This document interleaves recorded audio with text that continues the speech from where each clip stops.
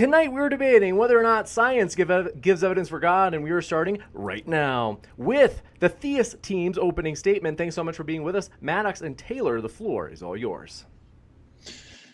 Well, thanks so much, James. Appreciate you setting this up tonight. And tonight, we're going to be discussing the topic of, is there scientific evidence to support the existence of God? And by that, I mean an agent, the necessity of which is supported by the evidence. We are not here to argue for a specific religion. Obviously, if it is not rational to conclude the former, then by default, the latter is not reasonable on its face, and the entire discussion would be an utter waste of time. Now, here in a few moments, my partner is going to be presenting a variety of pieces of evidence, and the fact she's currently working on her PhD in one of my favorite topics, cellular biology, is one of the primary reasons I decided to accept this debate. And, in our preparation for tonight's discussion, she was rather surprised by some of the things I mentioned being so often dismissed, rejected, or claimed to be false by previous opponents. So as you listen to her arguments and later on the supposed rebuttals potentially from our opponents, remember, these are things she works on and with on a daily basis. But most importantly, if you truly have an open mind and are not watching solely to hear your side's talking points and not actually engage in rational analysis of them, then consider the following. If, in all other known and observed cases of the types of evidence presented, the necessity of a preceding intelligent agent for their existence is the rational, indeed the logical, plausible, and probable conclusion, especially when viewed as a conglomerate of evidence, then why would the same not apply in relation to the requirements for our existence? Either we have the intellectual capacity to reach sound conclusions, or we do not. Either we have the ability to determine what is sound, or we do not. However, if you want to always cling to the position that there is always some other possible explanation, therefore we can reject the conclusion staring us in the face. Well, you always have the privilege to do so, but it doesn't make you right, and more importantly, it doesn't make your opponents and people who disagree with you wrong. Now, I'm going to turn everything over to my partner, and I hope everyone listening will pay very close attention to what she has to say, the arguments that are put forth, and ultimately the rational conclusions that can be derived from them. Tayler, the floor is yours.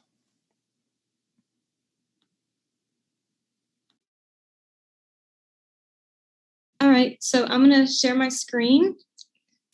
Let's see.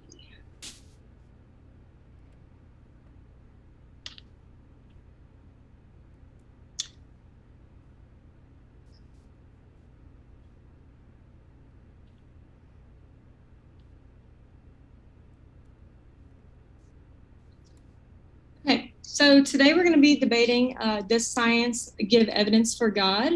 And I'm going to be arguing, yes, it does.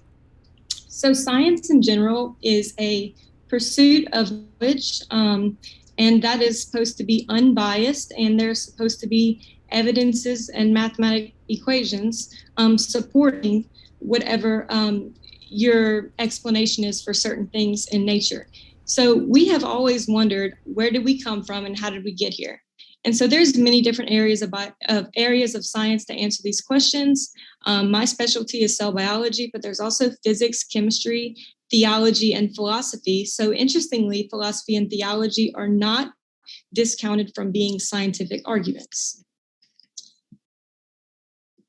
So the biggest questions have yet to be answered by science. The general public tends to believe that scientists have it all figured out, which is a large misconception. Many of the biggest questions of the universe and how we got here, including how life arose, have yet to be answered. And in many cases, there is not even a working theory. And there are scientific explanations for these things that defy other science, making it non-scientific. And some of these things arising naturally, like life or the universe, the chances are just so astronomically low that you can almost discount them as even being a working theory. So, for example, as we learn more about science, the questions and the answers are actually becoming harder. So how did we get here? For example, abiogenesis, that was a theory of how life arose. At this point, we thought that cells were just balls of jelly, but now that we know that cells have very complex machinery, the question to how life arose naturally without any divine intervention are becoming harder and harder to answer. And then, so the universe, how did it get created? As we learn more about the universe, such as dark matter and dark energy, we look at the universe and see that it's actually speeding up, suggesting that this dark energy must be present and that most of our universe actually consists of this dark matter and dark energy that we can't even observe. The mathematics are basically there to fill in the equation. So the more that we observe, the further away from the answers that we're getting by only using scientific explanations. So abiogenesis is the theory of how life arose. Abiogenesis is basically a theory where the chemical components of life came together to form a living cell. And as I mentioned, this theory was created whenever we thought that cells were very simplistic balls of jelly, but now we know that they have extremely advanced machinery, some of the machinery being more advanced than, say, rocket ships. And some of the machinery is so effective that us humans are trying to mimic it for our everyday technology. And it's just better machinery that we can even create using technology. So the general theory of abiogenesis, though there is not a unified theory because all of them have significant problems. No matter what theory that I mentioned, whether it be panspermia from another planet or life arising here from chemical components, they all have significant gaps in them. But on the screen right here is how lightning was used to create these basic Earth components. And then that basically made some type of primordial soup, which the chemical components came together to form life. So these basic components that we're saying were formed on the early Earth were about, say, 5 atoms big, maybe an amino acid. But now we know that the cell has billions and billions of atoms working together as machinery and not just small little 4-atom complex molecules. So the questions are becoming bigger and bigger as to how these things naturally arose. So to start off with abiogenesis, the materials for life do not naturally form. For example, if we have proteins, that's put together using amino acids. Proteins are also used to make DNA. And so then a chicken and the egg question arises whether proteins came first or DNA, because DNA gives the instruction for proteins and proteins build up DNA, none of which can naturally form because both need enzymes to put them together. So we cannot find the natural building blocks here on Earth, and we cannot come up with a theory as to how a cell could have even arisen. The primordial soup would have been toxic. So as you see on the screen, the carbonyl groups would have been destructive to amino acid NH2s, which are both necessary for life to form. So they would have kind of broken each other up. And then on another note, for the first cell to come about, you would have needed oxygen, yet if oxygen was present, things would have been oxidized, and you would have needed water, but if water was there, things tend to disperse. So therefore, we cannot come up with even an idea of how life arose here on Earth by completely natural means. So because of this, we came up with these different theories, basically pushing back the question, which is I've seen many scientists do, pushing the question back to, it must have came from another planet. Well, that doesn't answer the question of how complex cells arose from merely chemicals. Just to give you an idea of how hard a cell is to construct, we can't even construct a cell from the basic components in a lab. So and that's different from merely inserting DNA into a living cell. Now I'm talking about constructing an entire functioning cell from the simple components. We have not been able to do that, just to show you how complex it is. And I hear people often say, well, if you just give it enough time, then the cell will naturally arise. That I would say that theory is equal to saying that if you throw a turkey leg into a pot of water, given enough time, a living turkey is going to come out. And that's giving it the benefit of the doubt. So another thing is that Darwin mentioned about irreducible complexity. Darwin, who created this theory when we thought cells were balls of jelly, said that if we find irreducible complexity in cells, then we will have significant problems with the theory of evolution. I'm not really going to be arguing evolution today, but I am going to be arguing abiogenesis. So we have found irreducible complexity in many instances, meaning that if any of the necessary components needed for something to function are missing, then it won't function properly. And so then with that notion, how did things evolve?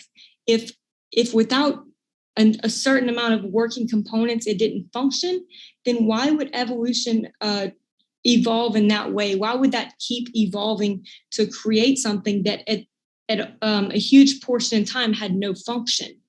So right here is a flagellum tail, here is sperm, and here is the modem to a flagellum. As you can see, all of the different components, it's very complex. Like many biological systems are extremely complex. And whenever they talk about the idea of a protocell, you can't simplify a cell. There's no matter how simple the cell is, there's still going to be a level of complexity that's impossible to achieve naturally. So you'd still need to reproduce, have some form of energy production, and that in itself is a huge, complex task. So right here is a flagellum tail, and here's all the different components of it. And maybe with a few of these missing, but without the significant portion of these different mechanisms of this sperm tail, then it would not work. The flagellum would not spin. So yeah, that's just an example. And there's many others of irreducible complexity, none of which have been seriously debunked, such as this one. So then another question is the start of the universe and the Big Bang. We've seen through cosmic background radiation that the universe does have a beginning, but we don't know how this happened. The universe could not have just come from nothing. There must have been some type of either previous universe or energy already present. So that they have been trying to get around this theory because what created the universe?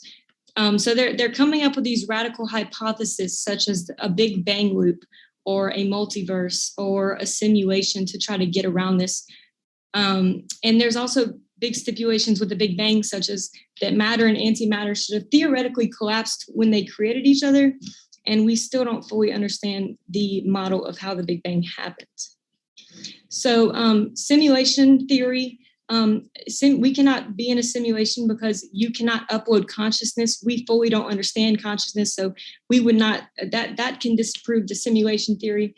And the Big Bang loop, modern science tends to suggest that we are going to experience a big rip, and therefore the big crunch will not happen. And current data shows that we're going to experience the big rip. Fine-tuned of the universe, here is the astronomically low chance that alone this universe could have created this low entropy state would have been needed.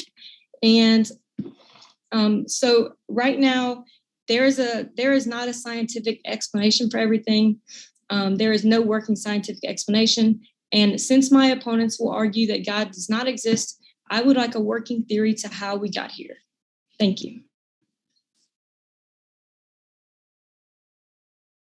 Team. We're going to kick it over to our atheist team. Thanks so much for being with us, Amy and Leo. Before we do, want to say, folks, no matter what walk of life you are from, hope you feel welcome. We're thrilled to have you here, whether you be atheist, theist, Republican, Democrat, you name it. We're thrilled to have you here. Modern Day Debate is a neutral platform hosting debates on science, religion, and politics. And with that, we're going to kick it over to Amy and Leo. Thanks so much. The floor is all yours for your opening.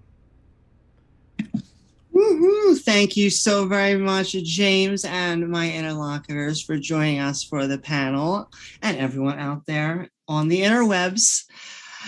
And my name is Amy Newman. I am a counter-apologist, comedian, and academic. Recently, having graduated with my Master's of Science in Information Systems, tonight I have come to speak with you about, does science give evidence for God? No.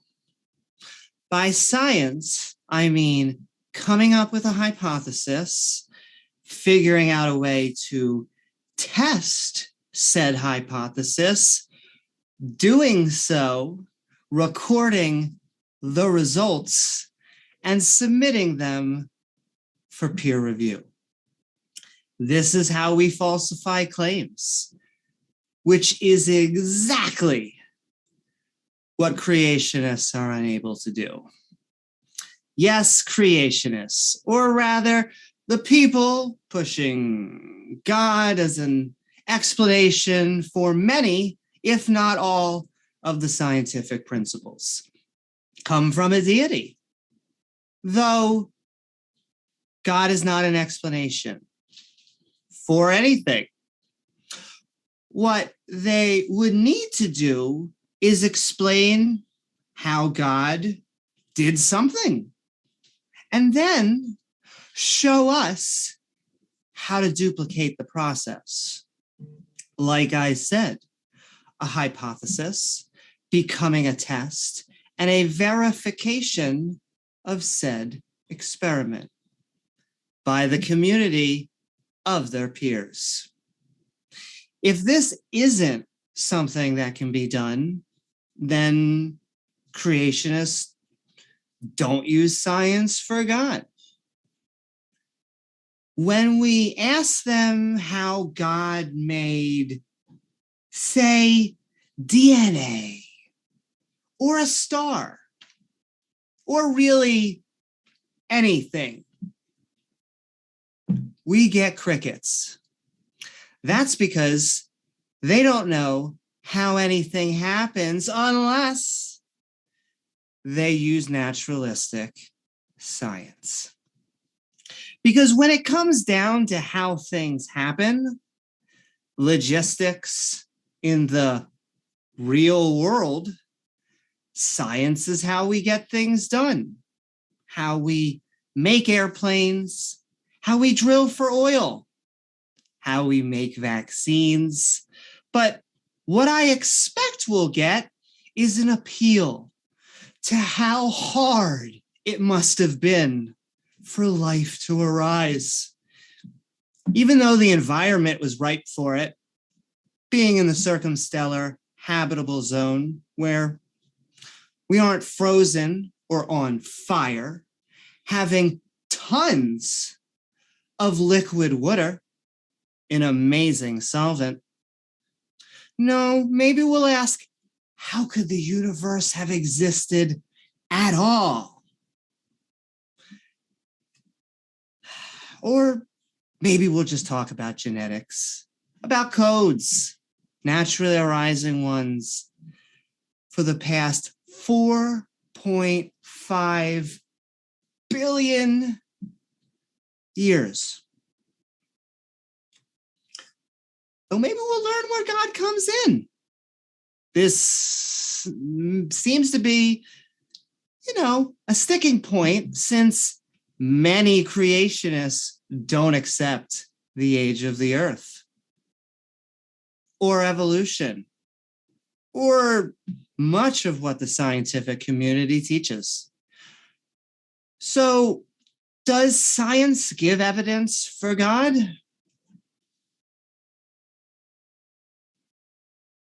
No. But could, if suitable evidence came our way. Many scientists, professors, and scholars are theists. It's just they separate religion into one bucket and science into the other. If one wants to mix the former with the latter, they must present their own theory to be peer-reviewed. Thank you. Just jump in really quick. Since I gave the other team a little bit of extra time so they could finish their opening, I'll give you guys the same. So you guys have a little bit more than 12 minutes, namely about 14 and a half. So Leo, I'll let you kick it over to you, or Amy kick it over to you. And then if you want to come back later, Amy, or if you want to just continue now, you can. Otherwise, Leo, the floor is all yours.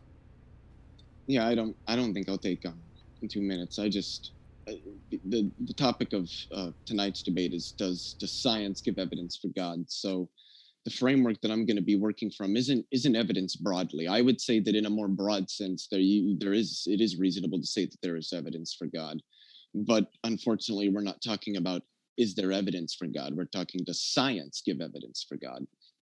And so evidence more broadly, I think, could just be construed as, data points which confer justification or warrant for accepting the truth of some proposition. But in science, I think it's a little bit more specific, whereby it's reproducible data points that are expected given some model. So in science, evidence is going to be with respect to some model or some purported explanation.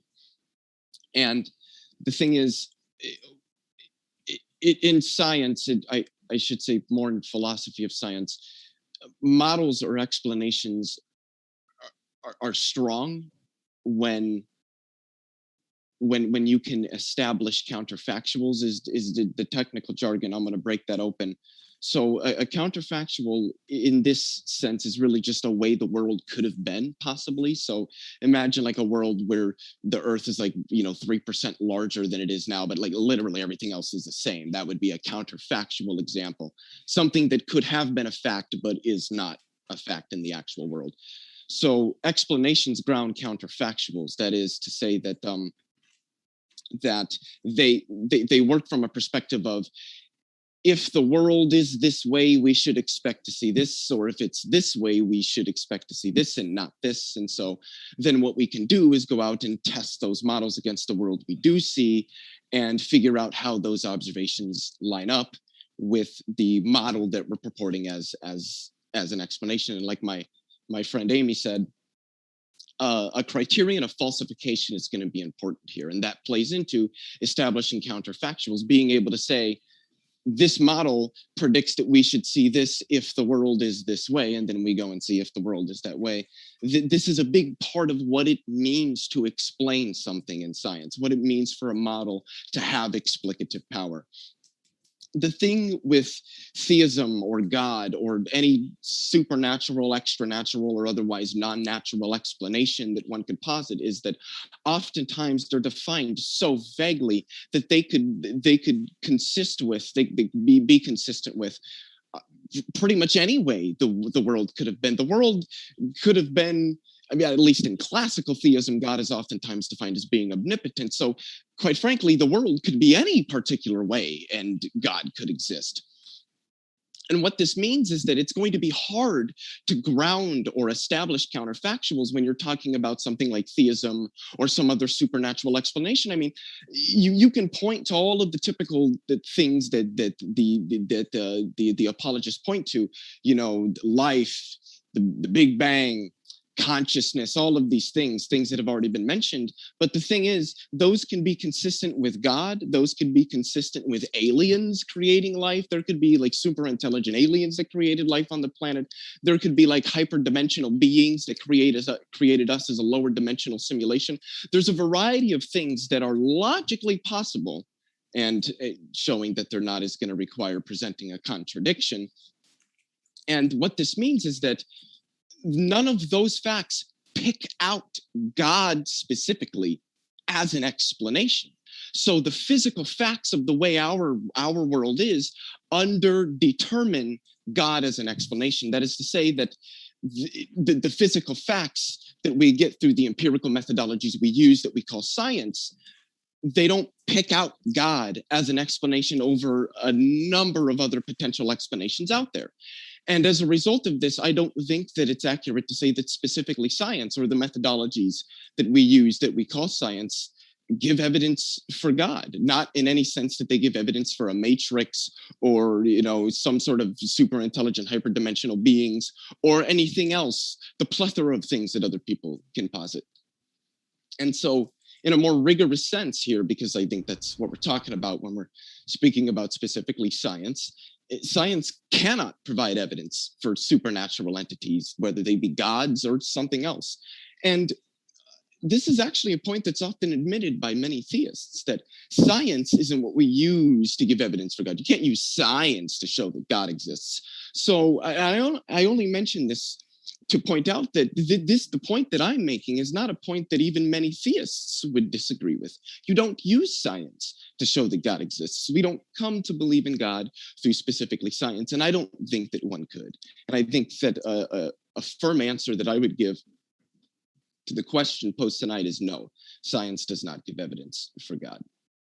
You got it. We're going to jump into rebuttals. And want to remind you folks of a couple of things in particular. Don't forget to hit that share button below, as we have a lot of juicy debates coming up that you don't want to miss and that maybe a friend would enjoy. For example, this Saturday, David Wood returns debating Nadir on whether or not science supports the idea that Muhammad was the one true prophet. You don't want to miss that one. So as I said, hit that subscribe button if you haven't, or hey, maybe you're subscribed already. You can share it with a friend who might enjoy it, as that share button is just down below. We're going to jump into these 8-minute rebuttals, and then I want to remind you folks, as always, in the chat, want to encourage you, totally cool to disagree, totally cool to share your ideas, but if you seem to be purposely targeting somebody, one of the speakers, you will get the boot, because if it looks like you're purposely trying to harass somebody, we're not going to deal with it, and we will ban you, and we're not going to care about it. So with that, we're going to jump into the rebuttal. Thanks so much.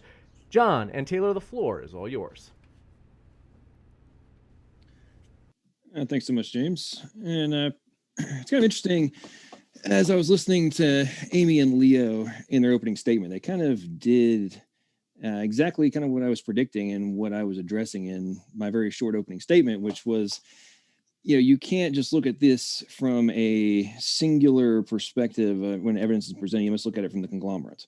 If you only look at it from a singular, then it's very easy to dismiss different pieces and say, hey, this is no evidence in favor for or against the position. Now, in relation to the overarching point that was being made of, science can't do X.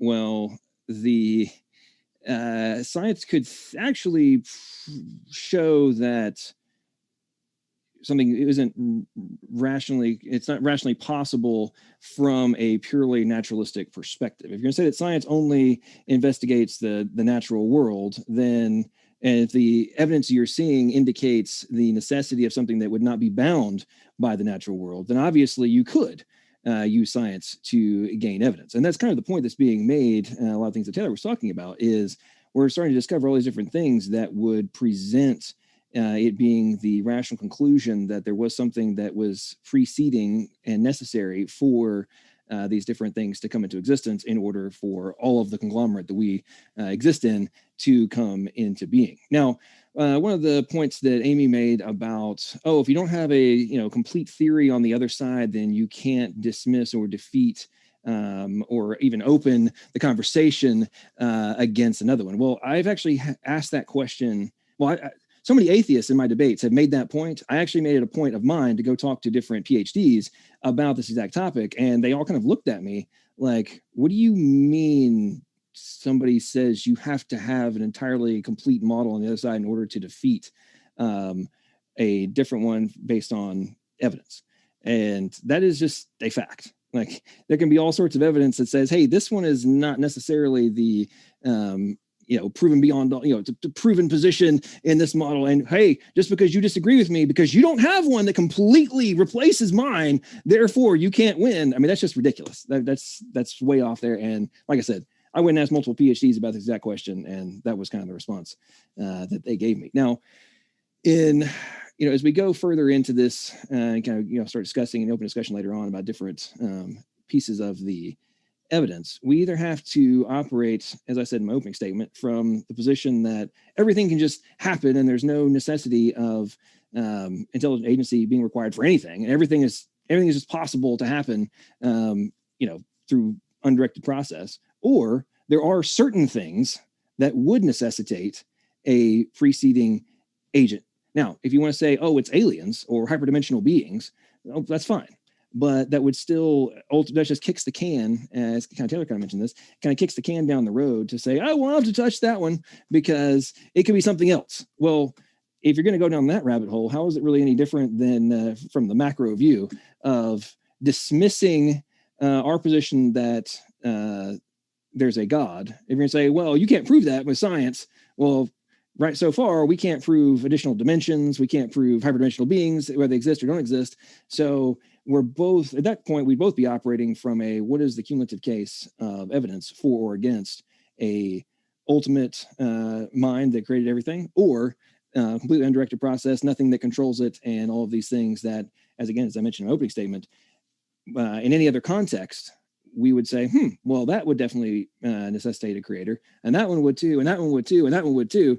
Well, let's just say that even though we have to look at all those different things, and Taylor talked about this in relation to the intricate machinery and different things that she looks under microscopes and all the amazing imaging technology we now have to observe in real time, and either all that stuff is operating and somehow, controls itself and has all the necessary information and functional information that's required for the operations to take place.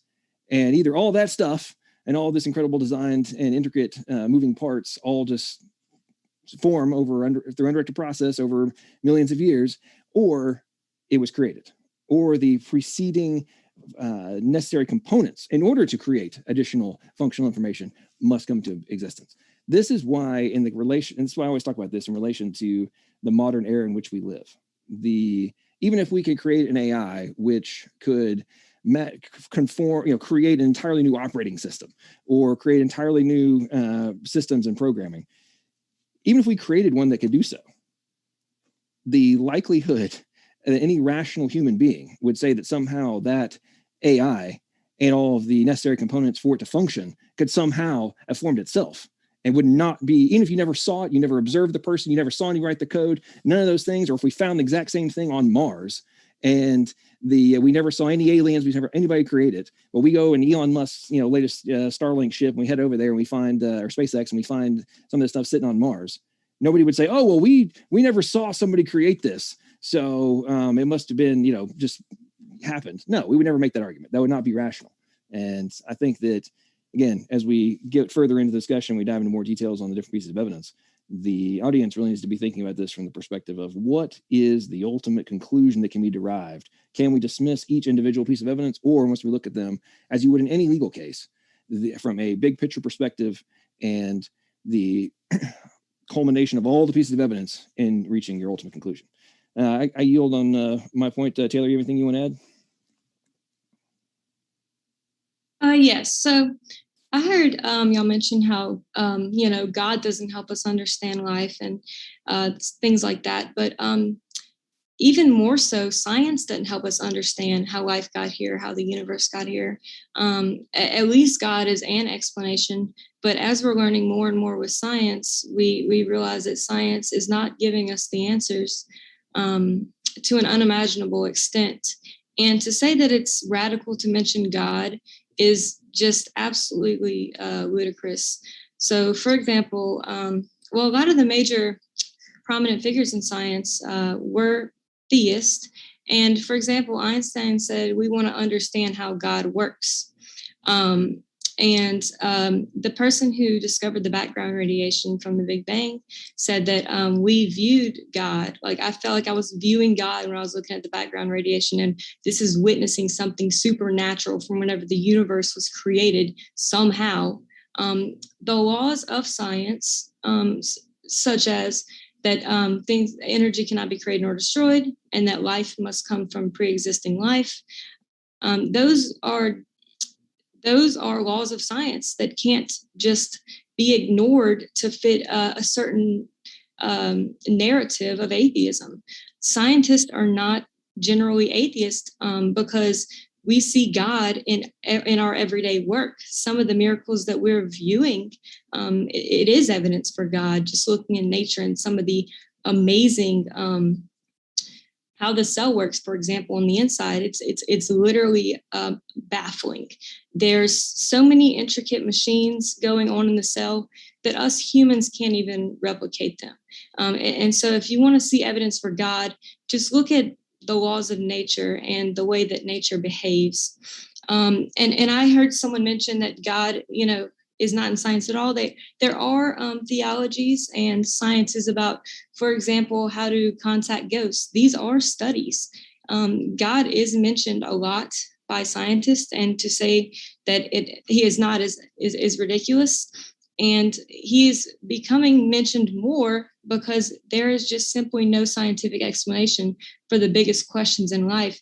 And contrary to popular belief, we're not getting closer to these answers. We're getting further and further away from them. So we must take the idea that there must have been some type of intervention if there is scientifically no explanation for these occurrences. Thank you. You got it. With that, we're going to kick it over to the rebuttal for Amy and Leo. Same amount of time, 8 minutes. And as mentioned, folks, if it's your first time here at Modern Day Debate, welcome. We hope you feel welcome no matter what walk of life you were from, as we're a neutral platform hosting debates on science, religion, and politics. And with that, Amy and Leo, thanks so much. The floor is all yours. Woohoo! All right. I just wanted to say, even though I came off spicy, I really do love all my theist brothers and sisters. Just putting that out there. So just some points, even just from the last rebuttal, and then maybe I'll go to the intros.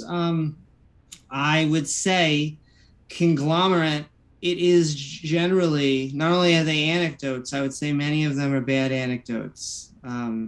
Just like, just to share a point, most of the scientific community doesn't view fine-tuning as very important because you'd have to put a value on that life. So the fact that the universe could be different, and there could not be us, doesn't seem that actually important. But a whole bunch of these arguments, I would still say it's not an emergent property in that most of these aren't accepted by the scientific community. Maybe because a theory is a framework of facts, maybe if they were facts, one model defeat religion. You're right. It's not creationism versus evolution, because evolution is a fact. Evolution is a force of nature. It will happen for as long as life exists. So it is it's grinding down on large populations. Genes are randomly mutating and the environment is naturally selecting them. That will continue to happen for as long as life exists. If you wanted to prove any of that came from a creationist viewpoint, you would have to make your own model. I'm not saying make a model to defeat evolution. I'm saying please make a creationist model, because one doesn't exist. Let's see. Science. I mean, I will reiterate, I just want to put out there, as mean as I am sounding right now, I do think that, there are many smart theists, including on this panel in the scientific community. It's not that the head of the Human Genome Project was a Bible-believing Christian, and yet when he went into the lab, he put that coat away and he put on a lab coat. So let's see. God is just kicking the count down. Another good one. God is just kicking, because you guys are the universe, or where it came from. If we even say a multiverse, you would just say that's kicking it down. But for whatever reason, God gets to be eternal. Whenever we're like, the universe is eternal, the multiverse is eternal, guys are like, that's cheating. You can't say that. And then we're like, all right, where did God come from? How did he get here? What happened? And you're like, that's cheating. God was eternal. You can't ask that question. That makes no sense. Yes, that's the point. God's not an answer. In fact, if you just ask that for anything, like, how did the universe make genetics? You would have to figure that out. Just like, how did God make genetics? How did God make a star? How did God, blah, blah, blah, insert. Unless it's just the naturalistic model, in which case, formed itself. There's a bunch, I normally put these in my intros, but there's a bunch of buzzwords like nothing and chance. I'm trying to remember a few more. Your grandpa came from rocks and all these that get aligned, but atheists don't normally talk about these. It's generally creationist talking points. God is not, and I only have a few more seconds, so I'm going to hand it back over to Leo. But energy cannot be created or destroyed. That's actually a point I normally bring up to precepts, because I'm like, nope, it was always here. I mean, I agree with that. I just don't think To repeat it, I don't think that God created energy because energy cannot be created or destroyed. And I guess I'll hand it back over to Leo, and we'll continue talking. Thank you much, Amy. Yeah, I was listening too intently to our interlocutors' introductions, and I forgot to take notes, but there were a few things that I remembered that I wanted to mention. With respect to abiogenesis and models of the origins of life, this is an area that I would say is probably analogous to the problem of quantum gravity and physics, where obviously there's an explanation for why life exists in the natural world, and obviously science is going to pursue natural mechanisms. Whether or not that's what did it, science is going to be pursuing that as an explanation, just like we do for quantum gravity, or trying to figure out how to get superconductivity to work at room temperature, or any of the other problems where science doesn't really have a single clue about how to do that. But with respect to origins of life, I don't think I would say it's accurate that scientists don't know anything. I don't think we really have a set answer, but as I understand it, there are numerous viable mechanisms. One of the ones that me and several friends of mine, colleagues on YouTube, in fact, have been looking into is one called the hot springs hypothesis by Deamer and Damer. And that one looks pretty interesting, but there's numerous viable mechanisms out there. Is any of them perfect? Absolutely not. I mean, there are numerous viable mechanisms for a lot of things in the natural world, and we don't really know which ones might be correct or which ones might not be correct. I mean, we still don't fully understand how galaxies form. We still don't fully understand how supermassive black holes form. There's a lot of things that humans don't understand. We've only been around in our current form, at least for about 250,000 years. We shouldn't be expected to have all the answers to everything everywhere all at once. I just think that's a little bit unreasonable. With respect to fine-tuning, because this is a term that's thrown out a lot, in physics, fine-tuning has a particular meaning, and all it means is that in order for certain models to accord with the observations that we have, certain free parameters inside of them have to be very finely tuned. That is, they have to be adjusted into an extraordinarily narrow range in order for the model to work, and we don't know why those free parameters have such a narrow range. There have been numerous parameters in physics that have been like that, and then we found out why they have such a narrow range, and it has to do with interactions or relations that they stand in with other physical things. But fine-tuning in physics doesn't mean anything close to what most apologists mean.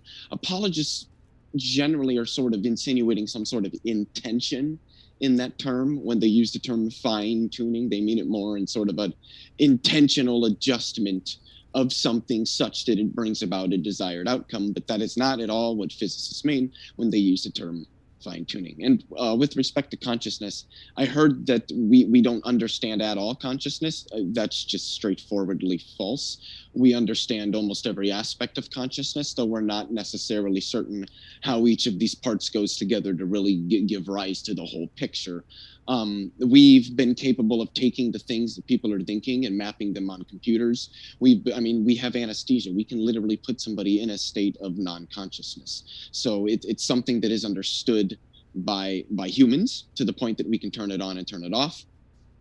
It is something that we continue to study. There certainly are aspects about consciousness we don't fully understand, like there is with pretty much anything in reality. But to say that we have absolutely no understanding of what it is, I don't think you'd find a respectable neuroscientist that would agree with that. And I think that's all I have to say for now. You got it. We're going to jump into the 6-minute rebuttals. And folks, if you happen to have a question, you can submit it in the live chat. If you tag us with @ModernDayDebate, that's one way to do it. And if you send in a super chat, we put those at the top of the list, and then we start reading through them in the Q&A at the end. So with that, we're going to jump into Maddox and Taylor's rebuttal, second rebuttal. This is 6 minutes. So we're going to have one last 6-minute rebuttal from each team before we go into open dialogue. Thanks so much. The floor is all yours. I'm going to yield this one over to Taylor because I know some of these things are definitely in her area of expertise. Okay, so starting with Amy, I heard you mention that fine-tuning is not that important. I was reading a bunch of papers yesterday about the creation of the universe, and it is so important that we're actually creating these crazy models of how the universe might have got here because of the fine-tuning problem. Just about every paper I read on this, the start of the universe, the Big Bang, different models of the universe, mention the problem of fine-tuning. And that's why we have come up with these crazy theories like this multi-dimensional theory. And these theories came from the problems of fine-tuning. The fine-tuning problem is a huge problem in the physics community. So that's just like kind of, not right. And I'm not saying to reconsider evolution as a whole, but I'm just saying based on Darwin, he mentioned if we find irreducible complexity that we should reconsider, and we have found irreducible complexity, and we have not reconsidered all of the aspects of evolution, especially the theory of abiogenesis, which needs serious reconsideration because of the fact that there is not a working theory. And if somebody said there is a working theory, the primordial soup, that's not even close to a working theory. Like, that doesn't explain anything. I mentioned in my opening, I don't think that my screen was sharing, but in the primordial soup, there is multiple problems, such as the necessary components that would have needed to be in there for life would actually interact with each other and make them non-compatible for life. And in some instances, you would need water. In some instances, you would not need water. So if it's in the soup, things would tend to disperse, and there would be serious problems with it forming in the pond. And so that's why they have other theories of coming from another planet. It started in the atmosphere, then it got struck by lightning. So no, there's not even one model on where it came from, but there's also not a model on how it came. So what came first? DNA? Okay, we needed proteins to put together the DNA, but DNA gives the instruction for proteins. So which one came first? The proteins or DNA, neither of which form in nature. Both enzymes, etc. I mean, there's just infinite problems with abiogenesis, and no, there's not a working theory. So in terms of creation, you say scientists don't mention this. I highly disagree that scientists don't mention the problems with creation, and that's why we're still putting millions of dollars into research today to try to figure these things out. There are serious problems in our scientific models, which I've asked y'all to give some explanations for, maybe how y'all feel the universe came about, or if there's any working scientific explanation of how we got here. I would love to hear about them. So quantum gravity, I read about that, but that's not necessarily a full explanation for the start of the universe. Quantum gravity still hasn't been completely worked out. And in terms of quantum tunneling starting the Big Bang, you would have still needed energy present. And in terms of the quantum tunneling starting the universe, it wouldn't have started from per se nothing. There would have had to be something there, even if that means space-time. And then whenever the quantum tunneling happened, it had to come from another universe, which is the latest theory. So that also pushes back the problems of where the universe originally came from. The viable mechanism for abiogenesis, I talked about that. There's just not one. There's not a viable mechanism right now. And it seems like the question is getting harder and harder to answer as we learn more about how the cell works. So yeah, that's the main problem, just how the answers are getting harder to achieve the more we learn rather than vice versa. Why do we have fine tuning? I heard somebody mention that scientists don't mention this. Fine tuning is heavily mentioned in the creation of universe science and in physics. And in a huge paper yesterday, about 30 pages on the Big Bang, they mentioned it is extraordinary to think that these things happen naturally. They mentioned that in that scientific paper, that it is extraordinary that these things happen naturally. Scientists mention this. So it's not just creationists or, theists that are mentioning these problems. And though we can see brain scans in response to the consciousness thing, though we can see brain scans and we can see and observe different things, that don't mean that we necessarily understand how they are working. And you mentioned anesthesia as well. and we don't understand how anesthesia works. There is some theories about how anesthesia is very interesting, because this leads into a theory of how consciousness actually works, which is from microtubules and quantum physics, which I'm also very interested in that theory. But yeah, that's about it. Thank you. You got it. Thank you very much. And we're going to kick it over to, for the last rebuttal, Amy and Leo. 6 minutes. The floor is all yours. Thank you so very much for that, Taylor, and everything you guys have been presenting. I want to just point out what I was talking about fine tuning. It's not that the parameters don't exist and that physicists use them. It's that if they were to be changed just a little and it would wipe life out, that doesn't seem to, because the point is that if you change it a little here, you change it a little there, then life as we know it would be completely wiped out. But it may have been, if you change the parameter a little bit, you get a different universe. Maybe there's different types of life. That's all I would say that. I would highly push back on irreducible complexity. I think that irreducible complexity is maybe the hypothesis that they have been trying to put for this notion that it is so complex that it cannot be reduced to something. As Maddox has heard me say before, complexity is not the hallmark of design. All you need to ask yourself is, which browser search engine would you rather use, Yahoo or Google? Why did the Apple phone become so successful? For its simplicity. A lot of great design comes from taking complexity and actually recasing it so that it can be simple again. And this notion that anything could have been too irreducibly complex is silly, just because all you need is just a little of something, a mutation, just a little bit of an eye flap to just even get a little light. And then you can start to develop black and white. Then you can get all the way to colors and 3D and I think the funny thing about abiogenesis, the reason that I think they talk about so much abiogenesis is because it is where science is learning right now. I feel like a lot of times they want to attack evolution, but it sounds like Taylor actually may accept evolution. So I don't want to actually go on that. Oh, she does it. Okay. Well, I think they attack abiogenesis because they can't attack evolution. And so, evolution is going to continue to be taught in schools. And so you got to talk about something. You got to go to the frontier. And Leo nor myself are going to explain where the universe came tonight, because that might not even be a probable question if the universe is eternal. And so we have to, and if I could make a final point on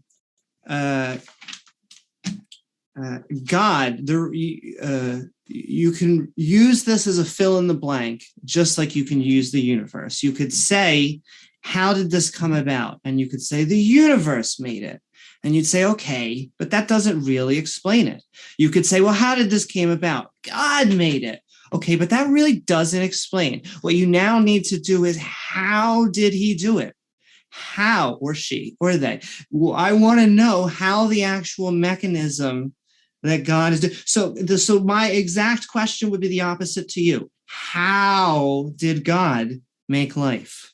And is there a scientific way that we can find out? And now I'll turn it over back to Leo.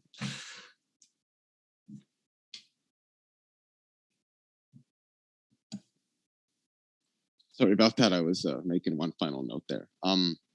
So in the rebuttal, John said something about a singular perspective versus a conglomerate perspective. I'm not sure I understand what that means. I don't know how that bears on the point looking at one piece of evidence versus all of them together. Oh, okay. Yeah, I didn't mention anything about it. Anyway. And he said that science can show that some things are unnatural.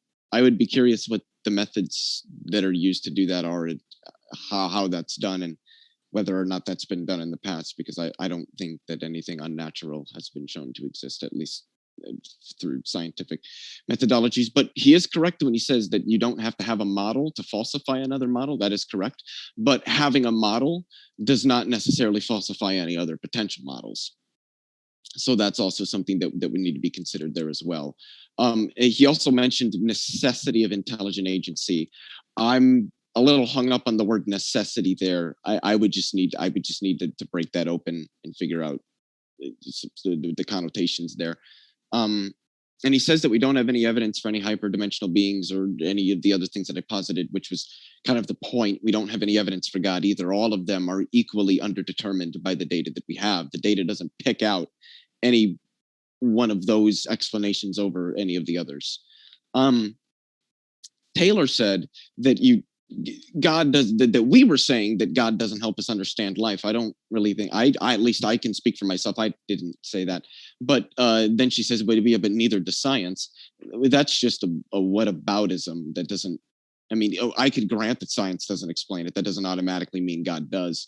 What I said earlier about having a model doesn't mean that some other model is intrinsically false. Also, she gave some quotes from scientists like Einstein and stuff where they mentioned God. To me, these are just quote mines. I just don't see how these counter any of the points that myself or Amy have been providing. I don't really care what Einstein believed. I don't think it's relevant. Also, there was a lot of, well, this stuff is really cool and complex, and I don't understand this, and it's just so awesome.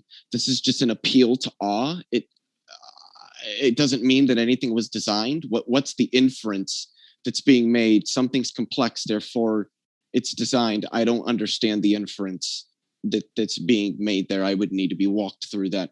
As it relates to the models of the origin of the universe, they're not postulated as solutions to fine-tuning problems. They're postulated oftentimes as solutions to either quantum gravity or as a result of some other models, like string theory, for instance. 30 more seconds. Wasn't even originally postulated as a model for the origin of the universe, even though it says something about it. And quantum gravity not being worked out was the point of me bringing it up. Abiogenesis hasn't been worked out either, but I don't think either of our opponents would argue that because quantum gravity hasn't been worked out that it's somehow not natural. And just if I may, the final point that I wanted to make quickly was Amy brings up a good question. How? We're always asked, how did nature do this? How did the natural world do this? But then God doesn't have to meet the same standard.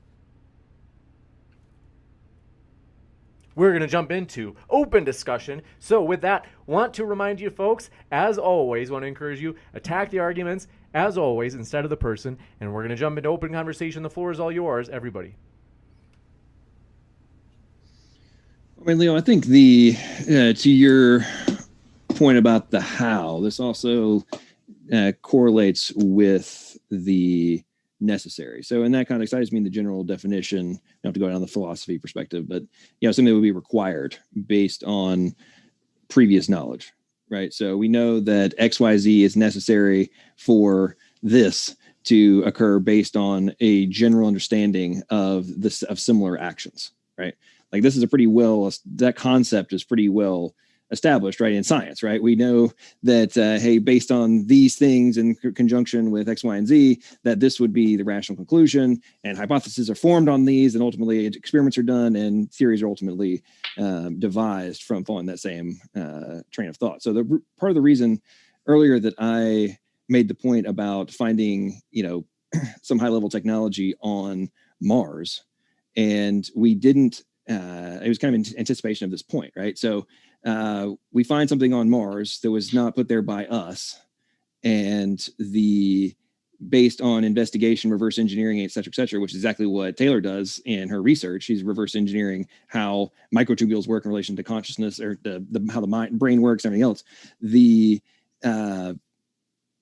We're doing reverse engineering, and if we come to the conclusion that there's digital information, there's all this engineering principles, so on and so forth, in this, robot that we find on Mars, even though we don't know how they built it or what equipment they used to make it or so on and so forth, that doesn't mean you can't very rationally view it as evidence that there must have been a preceding intelligent agent that was necessary for it.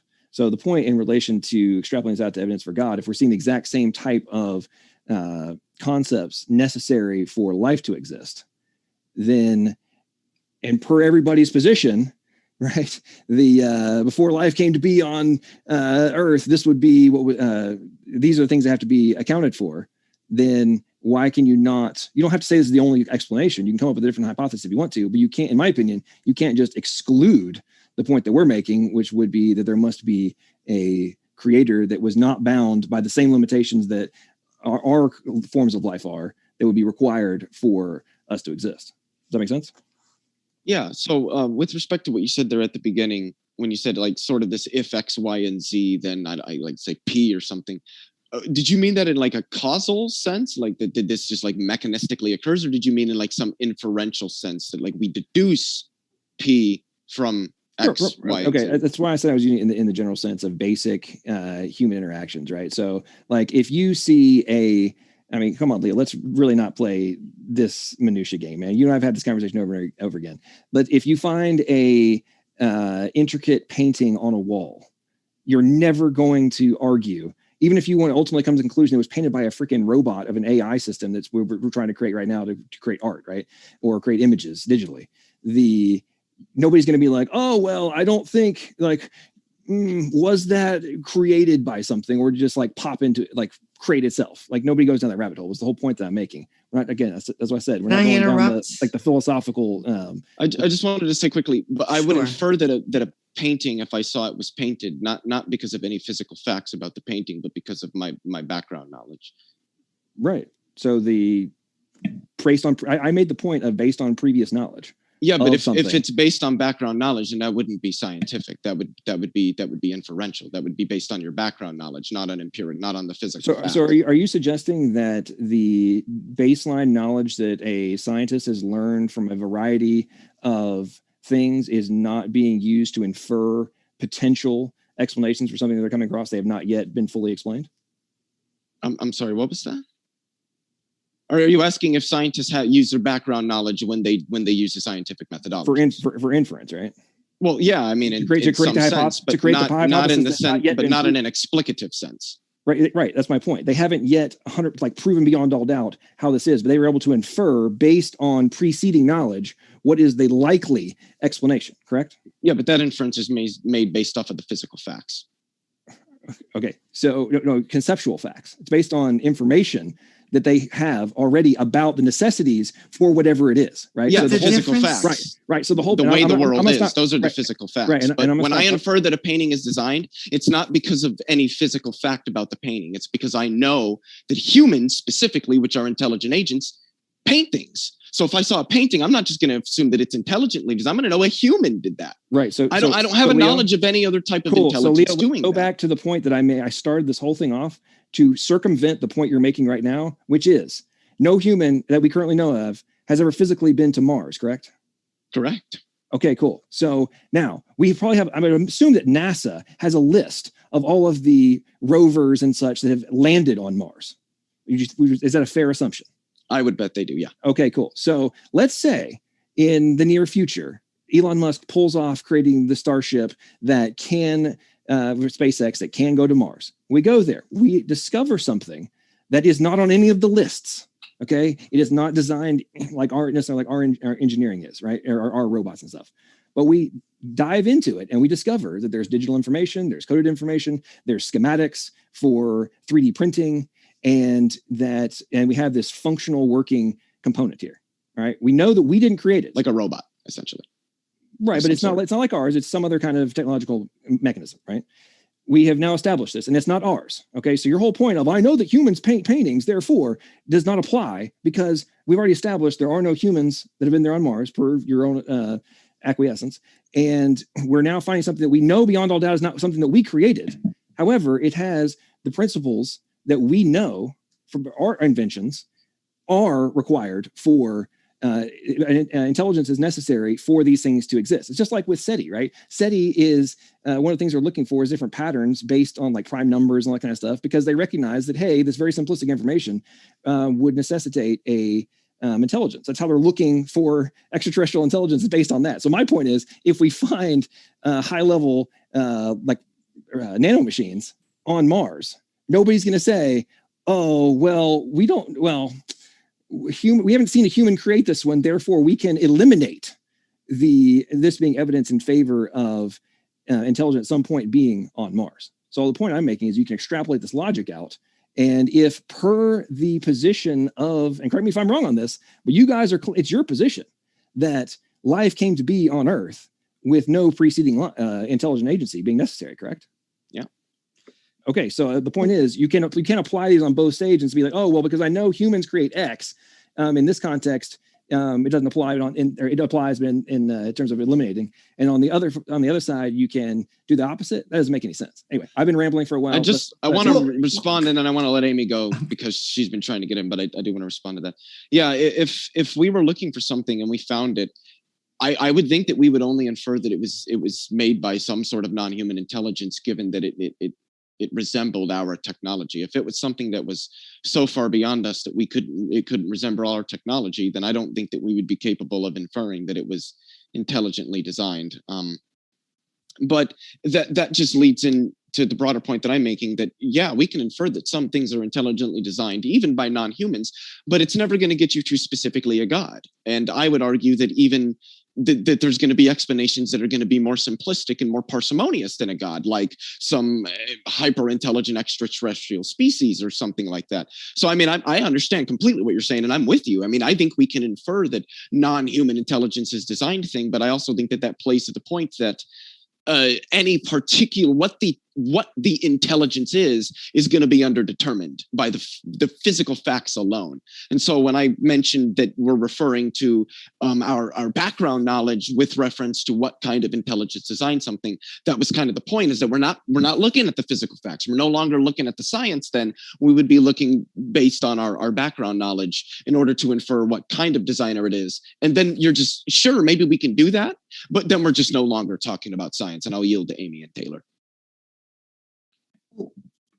I just want to talk about this kind of, I would say, which is a watchmaker analogy, because if you go towards a dam, you need to investigate whether, or I guess I already gave the punchline. If you go towards something clogging a river, you need to investigate whether intelligence has clogged it or whether it was naturally occurring.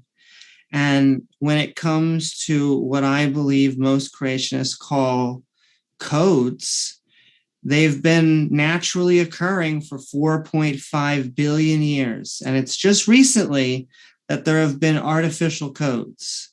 And so I would need a reason for why we would think humans or any life is not naturally occurring, but actually designed.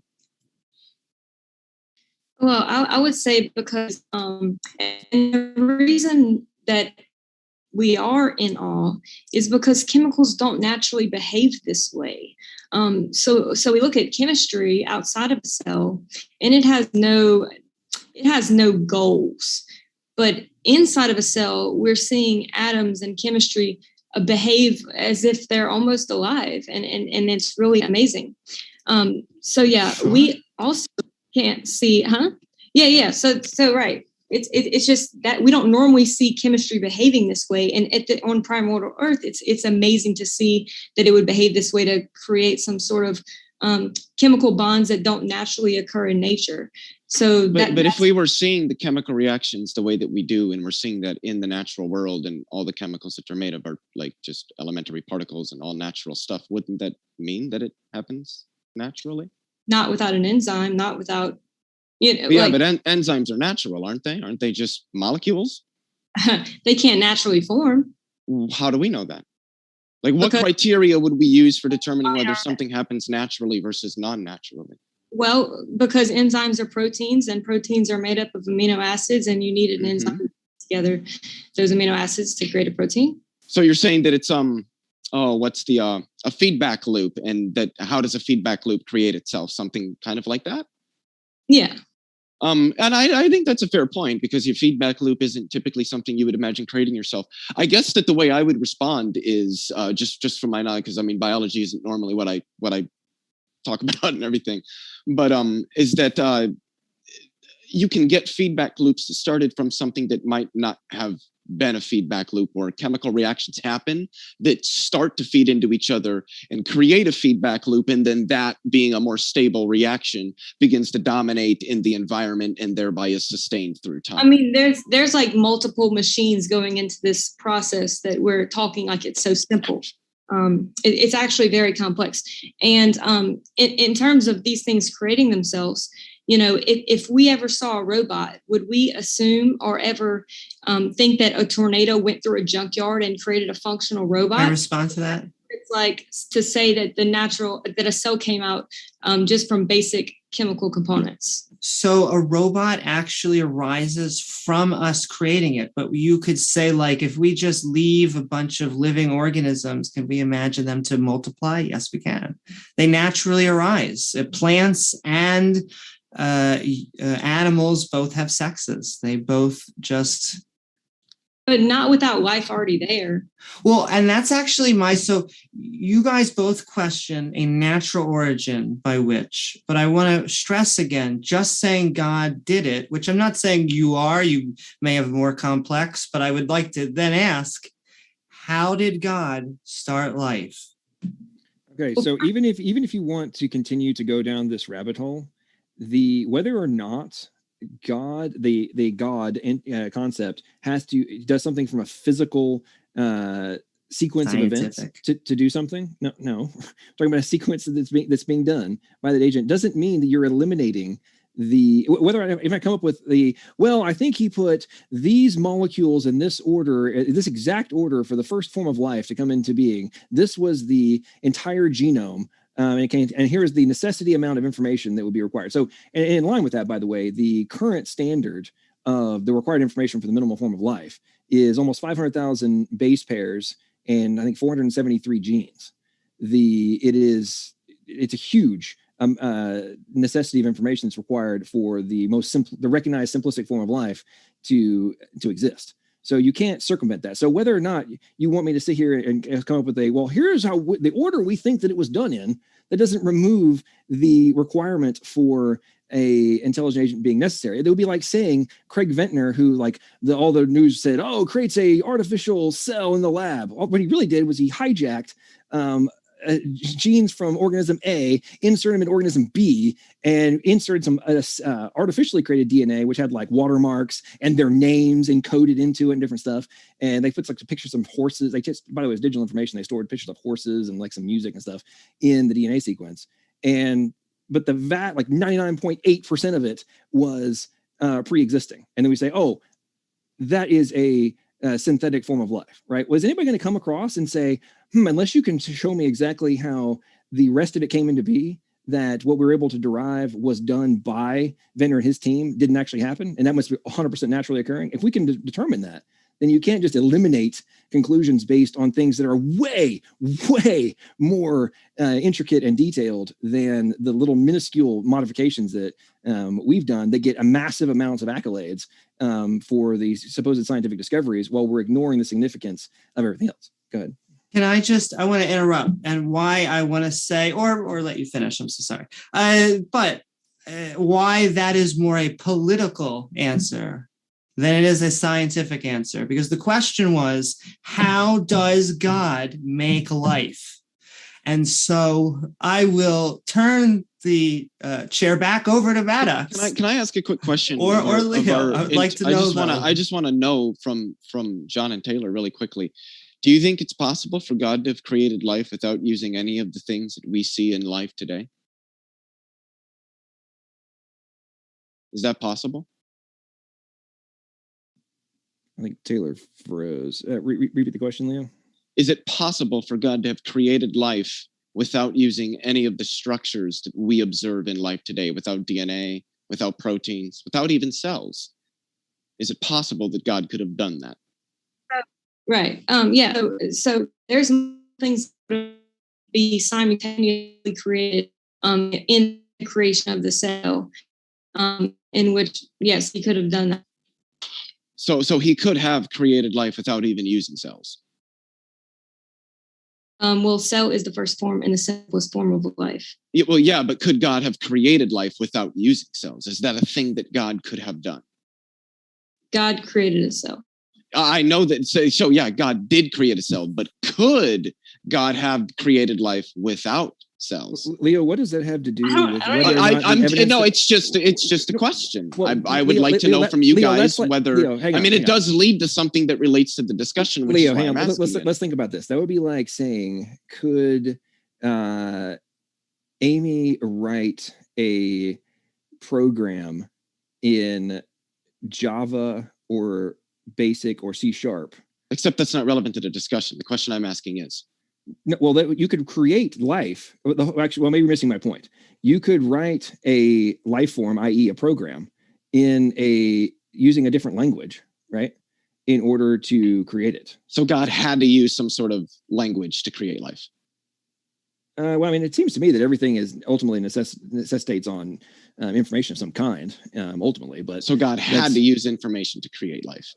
We haven't established that there's a God yet, and now we're trying to understand. But isn't the topic of the debate, does science give evidence for God? Right. Right, but we're talking about what we observe, not hypotheticals, man. We're talking about the real world. Leo, this is a dodge. The hypothetical, Leo. This is nothing but a dodge. The hypothetical is just a question. Let's not talk about what we actually see. Sorry. The hypothetical is just a question. People can actually hear you guys. Go ahead. We'll give you maybe a minute or two, Leo, and then we'll come back to you, Maddox.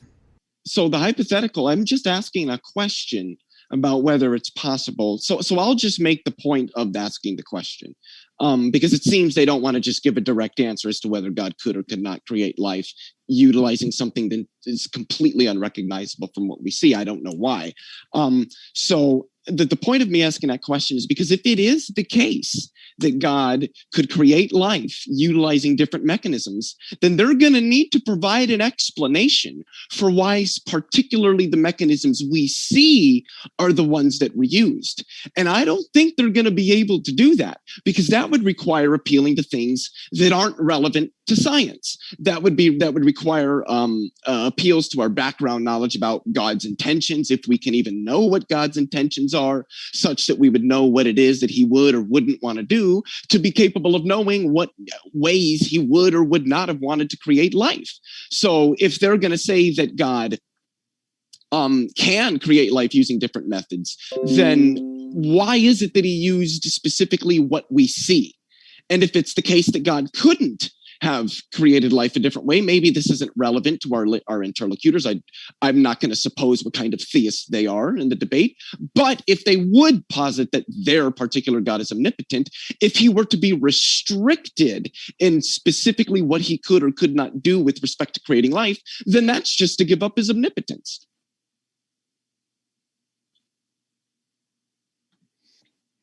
I mean, I just see this as a very weak argument. Well, it was more a question, but well, what specifically about is it that you're objecting to? I just don't see it relevant to the question at hand. If science, why not? There's God. Well, but that's the topic of the debate, isn't it? No, that's the whole. Can I ask you a question, Tayler? What would it take for you to be convinced that there wasn't good scientific evidence for God? Science can explain how the universe got created and how life got created, and the biggest questions that are only becoming harder and harder to answer. If they had a working model or a working theory, but I'll accept that answer, but I just want to add on an addendum, which was if we could then prove a multiverse, which I think would be something like that. Don't you think that to use an expression we've been using, it's just kicking a can, though? Or would that answer it? If we can prove a multiverse, will that be a satisfactory answer? The vast majority of the theorems I've seen and concepts on this all look at there being a ultimate beginning, even if there is a multiverse. Now, there's some that say otherwise, but I'd be open to that too. The vast majority say, and the point being that even if we are a universe that's a subset, if the likelihood is that that one ultimately had a beginning as well, then, and there's actually a greater amount of things that have to be accounted for in a multiverse than an individual one, then you're actually just giving more credence to the point that's being made. Now, in relation to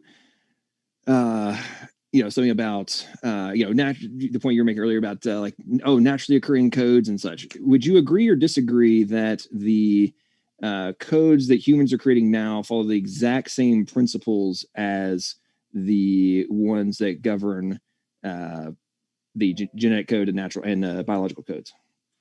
I would say they are often similar, but it's often not only the cart before the horse, but I think what many creationists don't finish the conclusion is that when you're talking about reading and writing, it's the DNA that's doing it.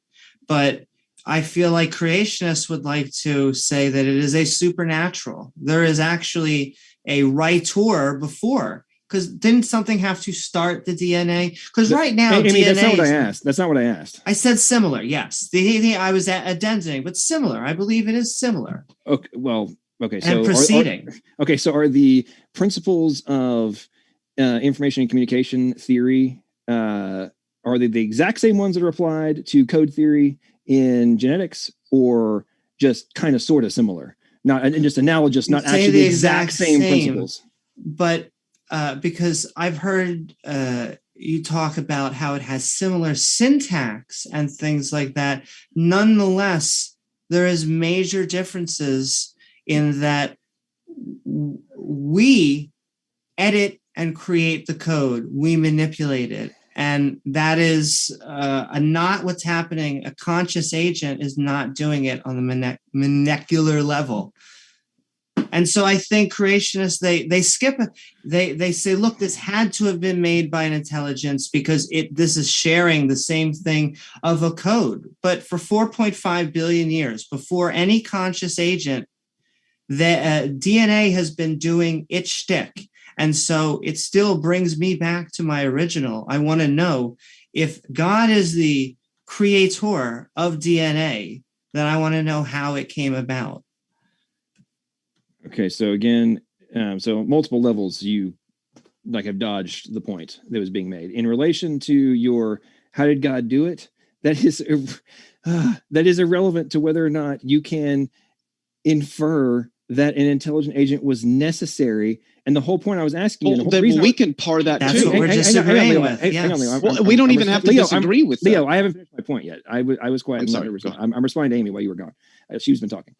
The point that I am making is that if it's the exact same principles, which by the way, if you want to deny this, as I've done many times, we can pull up the papers where they talk about this and how it's exact same principles. Anyway, the point is what is the rational extrapolation is unless you're going to argue, Amy, that there is consciousness that is expressing the code that is stored on your computer and is making the transmission of the information of everything that's happening for all the programs that are not me talking right now, everything else that's operating, the operating system, everything else, unless you're going to say that your computer is conscious, then in expressing that information, then your whole point about information being expressed in biological systems is completely irrelevant.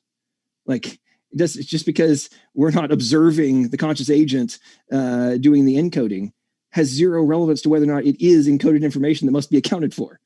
Just like if we go find this, goes back to my earlier point about. Hang on, last point. Okay. We go on. If we go, let's slightly change the thought experiment on Mars. We go to Mars. In a tube, we find it can't be a tube. Let's just say which is sitting there. Somehow it survived. Abiogenesis say it can survive for long periods of time. So let's say it's happened. There's a strand of DNA, and we are able to do the exact same process we have done here on Earth. And we extrapolate out we crack the code, we extrapolate all the information, and we find the syntax, semantics, pragmatics, and all of the encoded information necessary to 3D print a freaking nanomachine. Are we going to say the same principles of communication theory, everything else that applies, don't apply in terms of the necessity required for it to exist on Mars versus Earth? Are you going to make that argument? Can I part of the argument quickly? Because if we know, then how does the same logic not apply? Well, I want to, because I feel like you also did. Well, I feel like you didn't answer my question either, which was how can we? It seems that DNA is naturally arising. I want to know how we can figure out that not only that it was from an intelligent creator. Amy, is DNA self-replicating? But hold on, Is there's DNA a greater yes. there's a greater point that's being missed here. If we don't need to understand particularly how God did it to be able to infer that God did it, then I can say the same. I don't need to understand exactly how it occurred naturally to be able to infer that. And not only that, but I would argue that I can more parsimoniously infer that it's natural than you can that it's intelligent, or at least a supernatural intelligence. I mean, if you want to posit a natural intelligence, I'm sure that's all great. It's a natural code. But because the only explanations we have, at least with respect to particularly science, which is the focus of our debate here tonight, there aren't any non-natural explanations. There isn't a single one anywhere in science for anything. So it seems that if we're talking about scientific evidence, that the most reasonable inference to make is that whilst we don't understand not just abiogenesis and a variety of other things, we can infer that the most likely explanation is that they're natural, because that's the only established precedent that we have. Well, I would go as far to say that there are impossibilities in abiogenesis. Like what? Like there needed to be oxygen, but if oxygen was there, it would have oxidized DNA. These two components necessary for life could not have been in the same soup. They would have turned to organic compounds that are not fruitful. Things cannot arise naturally, these polymers, without needing an enzyme, which is another problem, a chicken and egg problem. There are multiple just impossibilities based on everything we know about biology in this theory. So I don't know what problem oxygen would have posed, because at the origins of life, DNA isn't posited. Well, not only that, but DNA wasn't posited to be the first molecule. RNA was. But I'm the word that I'm getting hung up on is impossibility. Because that's a really, I take the word impossibility quite seriously. I don't know if you mean like logically impossible. It's seriously too. You're saying what? I take the term impossibility very seriously as well. So when you say impossible, do you mean logically impossible? No, I mean like you're saying theory, but we know that RNA neither polymerizes nor can survive at all just in the open environment. It is very... What do you mean by open environment? RNA is extremely unstable. We have to keep it in negative 80 degrees to keep it in the RNA form because it is so unstable. How come it doesn't have to be in that temperature in our body? Right. Everything is perfectly suited for life. It's somehow... You don't think it would have been on the early Earth? I mean, if it wasn't, why would life have developed? Hey, Tayler, respond to Leo's point from a scientific perspective. Okay, so he just asked, why is RNA able to survive in a not negative 80 degrees? How is it able to survive at room temperature? Please tell him all the different, not all of them, because there's too many to count, but the reason why these things are, the stability is able to be maintained. What else is required in order for that to happen?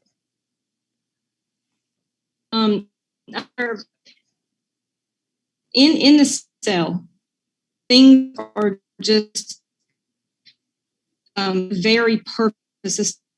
It'll separate, and they have and keeping them together and keeping them from destabilized. In the cell, it's an extreme. You should just how I don't even fully understand how the cell works. So RNA in the cell, it takes together and for a variety of biological reasons. But outside of the cell, it is very hard to keep an RNA molecule without it degrading.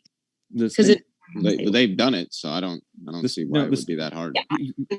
Leo, using enzymes and a variety of other components to protect it, right? So the point that Taylor's making, and the whole reason I'm bringing this up, is the fact like the normal shelf life for RNA is about 30 minutes. Okay. And so if you don't have all of these other components that are necessary to keep failing to see degrading, how this means God exists in created life. So it has a shelf life of 30 minutes. That's not inconsistent with a naturalist perspective. It would not from an abiogenesis perspective, it's something that definitely has to be accounted for. Well, sure, it has to be accounted for, but that doesn't mean God exists. Right, but from a simultaneous perspective. So this goes back to You don't think that you don't think that they, I don't know what you mean. Why do you think? Oh, dude, that. at some point, why do you think they're all trying to come up with ways for lipid bilayers and all these different things to happen? Because they're trying to explain something. Right. They're trying to come up with an explanation for somehow how you can even have the individual parts. But the whole point that Tayler was making in relation to the water paradox and the UV paradox and all these different things that get in the way from an abiogenesis perspective is you need to have these components existing simultaneously. Even if you want to go simpler form, you have to have them all existing at the same time in the same geographic space. On the molecular level. On the molecular level. No, just to have I'm talking about the supposed proto explanations that nobody actually knows what proto cells are. They don't exist. The proto membrane, proto this, proto that. We don't actually see it. We don't know what they are. They're all hypotheticals. But even those still have to be in existence in the same place at the same time. Like you can't get around this. And, sure, but none of this means that God exists. So I'm confused how this bears on the discussion. Well, can I ask you guys I want to know, do you guys think that one day there is going to be a supernatural explanation for abiogenesis that is going to be accepted as the scientific theory? Well, it depends on who you ask. I mean, scientists have vastly different perspectives in which they come from, but I don't know if the scientist egos are too big to seem like they want to admit that they don't understand everything to the general public. If you go around and think that we have everything figured out, which is absolutely not correct. Even in terms of inside of a cell, we don't have it figured out. We definitely don't have figured out how one got created. So maybe not. I don't know what scientists you're speaking to, but all the ones I talk to straightforwardly say, yeah, we don't really understand this all that well. Like scientists seem to be quite straightforward with that. Anyway, that's not really related to the discussion. Yeah, but the point that I wanted to bring up was they cling desperately. All the physical facts that John brought up. I don't understand how those in any way conclude God. Like I can grant all of those. That doesn't mean it doesn't mean anything. Okay, so Leo, and I'm going to use the analogy that atheists just love to dismiss. If you have a frame and some wheels and a motor and a transmission, is there any scenario in which A, those are going to have created themselves, and B, that they combine themselves to form the most rudimentary, let's say early go-kart?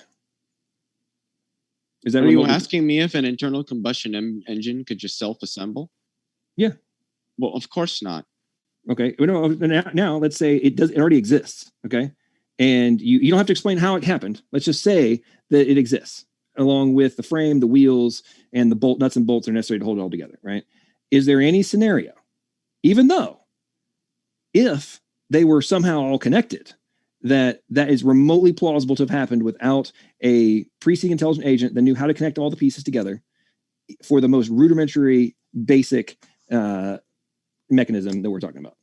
Well, of course it is, but that's just because we work off of our back. Hang on, it is or it isn't? It is, and that's just because we can appeal to our background knowledge to know that internal combustion engines are things designed by humans. So I'm failing to see the analogy. We don't have. You guys have even admitted humans can't make cells in the lab. Humans can't make DNA in the lab. So we don't have a background knowledge of those things being designed by an intelligence. So what I'm asking you guys is, in virtue of what are you making that inference? And if you're going to say it's from science, then you're going to have to appeal to the physical facts. But neither of you two have presented any physical facts that me or Amy can't account for with our worldview. So we're talking about things like ATP synthase, which is way more intricate than an internal combustion engine. And it is the necessary component. More intricate than an internal? I don't know if I agree with that. I don't know if I agree with that. Are you serious? Dude, an internal combustion engine is a joke. That's Legos compared to ATP synthase. It's like Legos. In virtue of what? Is an internal combustion engine powered by protons? What does that have to do with what I'm asking you? Does it? Okay, so what makes ATP synthase more complex than an internal combustion engine? Tayler, do you want to tackle that one? or we can just pull up an animation. I mean, the question is ultimately not. I was just no. Taylor, if you want to address this one, because I mean, I imagine you're probably laughing over there at this point on. Yeah, I mean, ATP synthase is extremely complex to where we're still trying to understand how it works. If only we could remodel it, we'd have very. Well, I mean, we do know how it works. I mean, we just don't know how it developed. We're not sure the evolutionary mechanisms that led to it. There's new discoveries about ATP synthase happening on a regular basis. There's publications. I would imagine. Okay, so and they're discovering new pieces. It's just like with as for anybody in the audience, I suggest you go to iBiology and watch a 3-part lecture on DNA replication by Stephen P. Bell. And he's not a theist, to my knowledge, but he goes into great detail about the different mechanisms necessary for DNA transcription to take place, or replication to take place, for example. And there are all these different mechanical parts that are necessary before replication even starts, before the helicase and the polymerase even start doing their magic. There is a ridiculous amount of components that are necessary to perform mechanical actions on the molecular level, not just like, oh, just a reaction. There's like, it's like physical, like there's the clamp and the clamp loader, which, by the way, if you don't have the clamp loader or the clamp, the polymerase falls off after about 100 base pairs, by the way, just so you know. You have to have this in place in order for replication to go on. And you're saying that we don't need, like, these things aren't complicated. These things aren't like incredibly intricate and interdependent. Oh, they very much they are. What I'm asking is, why does that mean that they had to have been designed by an intelligence? In virtue of what does complexity mean? Because you have a sequence that is required, and all of the parts are not chemically interacting with each other at the same time in order to make the sequence take place. Therefore, yeah, but that's the same thing with geologic activity too, with tectonic activity. I could say the same thing about that because it's very, very complex and highly dynamic.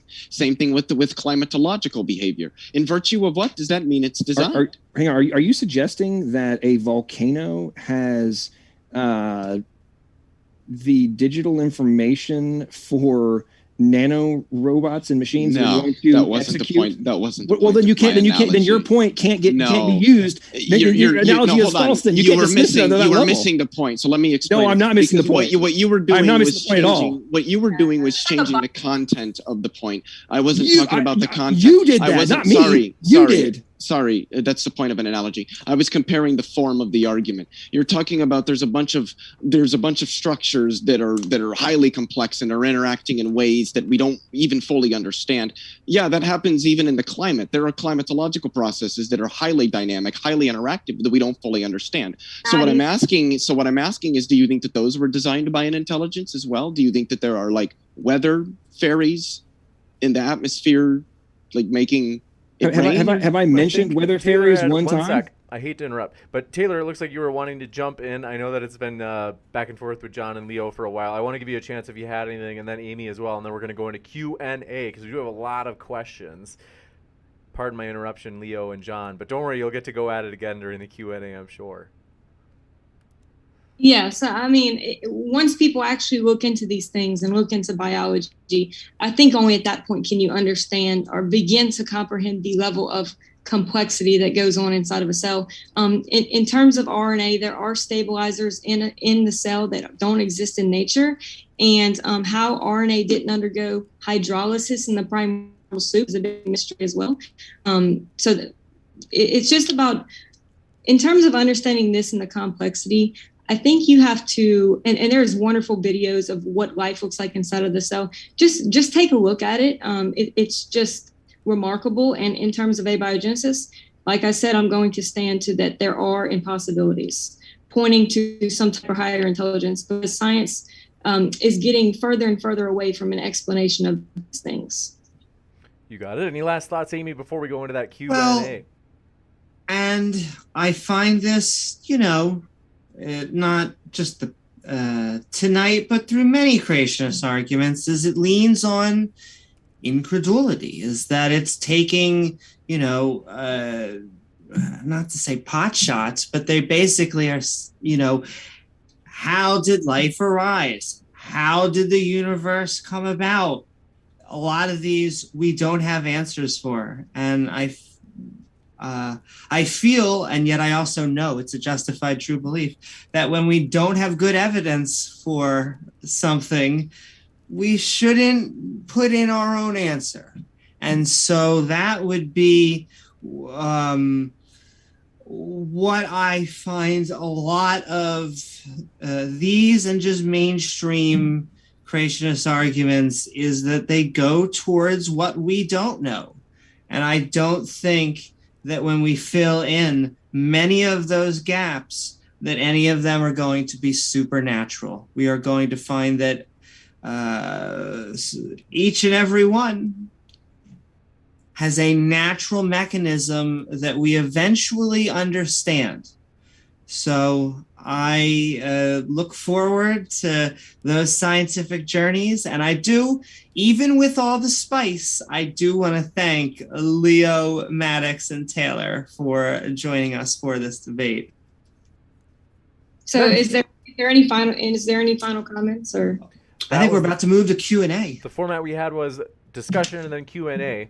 Those were kind of your guys' last comments in terms of just because you and Amy hadn't gotten in for a little bit. Did you have anything, Tayler? Is that your way of saying that you had something more you wanted to add? Otherwise, you can jump into the Q&A. I just want to mention how it's interesting how we're having to defy our own laws of science to kind of ponder to these impossible theories. I'm not just saying that, we might not understand this yet, but yeah, we're getting close. It's far, far, far, far, far from that. And it's actually going in the opposite direction scientifically. And we're actually denying scientific facts to try to ponder to some of these atheist theories that have. Jump into the Q&A. This one coming in from, do appreciate your question. Bubblegum Gun says, Amy and Leo, are the Ernest Haeckel's fetus drawings bogus and wrong, yes or no? And was Haeckel convicted of fraud? And do human fetuses have gill slits? I don't know what any of that means or the relevance it has to the discussion that was had. Hegel tried his best before photography to draw accurate pictures. There was a controversy that seems to either never have been resolved or seem to have resolved on his side. There was nothing came about. Wait, so, Hegel, the philosopher? The early the German idealist, natural philosopher, biologist, whatever you want to call him. Hegel, yeah, I just don't read continental philosophy because it's absolutely boring, so that's why I don't know anything about it. This one coming in from Mr. Monster says, humans are carbon-based, not silicone-based. How could humans possibly be made from the dust of the earth? I think that's possibly for you, Maddox and Tayler. How could we be made from the dust of the earth? Is that That's the question? What they're asking. I mean, that doesn't really make any sense. I mean, the elements that are necessary for life to exist are the stuff that's in the dirt. So why would you, if you're creating something that's going to need to have ongoing life and need to draw nutrients from it, would make sense to have the things you made it out of be also accessible for energy. So saying that silicone is accessible, and why aren't we made of that? Carbon is just more suitable for various reasons. Silicone, whenever you get to the interactions are different, and we've looked into this in silicone-based life. Silicone could not replace carbon, even though they would have the same amount of bonds and interactions. It might not be as stable, and so we are made of carbon, even though silicone is present. Carbon is stable for many processes of life. You gotcha. Thank you very much for this question. Coming in from Oflamio says, if there is no evidence for God, what is Dr. Angela Puka talking about when she explains the difference between soft polytheism and hard polytheism? I'm sorry, what was the first part of the question? If they say, if there is no evidence for God, what is Dr. Angela talking about when she explains the difference between soft polytheism and hard polytheism? I don't understand the question. The fact that polytheism is a thing doesn't, like, the fact that theism is a thing doesn't mean that isn't in and of itself evidence. I'm confused. I'm sorry, I'm confused. And I looked it up because I saw that question incoming, and it's just hard polytheism that are God's distinct, separate, real divine beings rather than psychological archetypes or personification of natural forces. So it looks like hard polytheists reject the idea of all gods are one God, and this is often contrasted with soft polytheism, which holds that different gods may be respected or maybe different aspects of only one God. So it looks like it's the difference between the real and the more metaphorical, psychological type of theists. Hoft or Sard. This one coming in from Coffee Mom says, question for both sides. Were you raised to believe religion over science? Question for the theists. Well, we'll go for that first since there's two questions in here. Were you raised to believe in religion over science? Science actually brought me closer to God, because just observing the processes and how they could have got here brought me closer. But I actually asked my 6th grade teacher how life could have came about.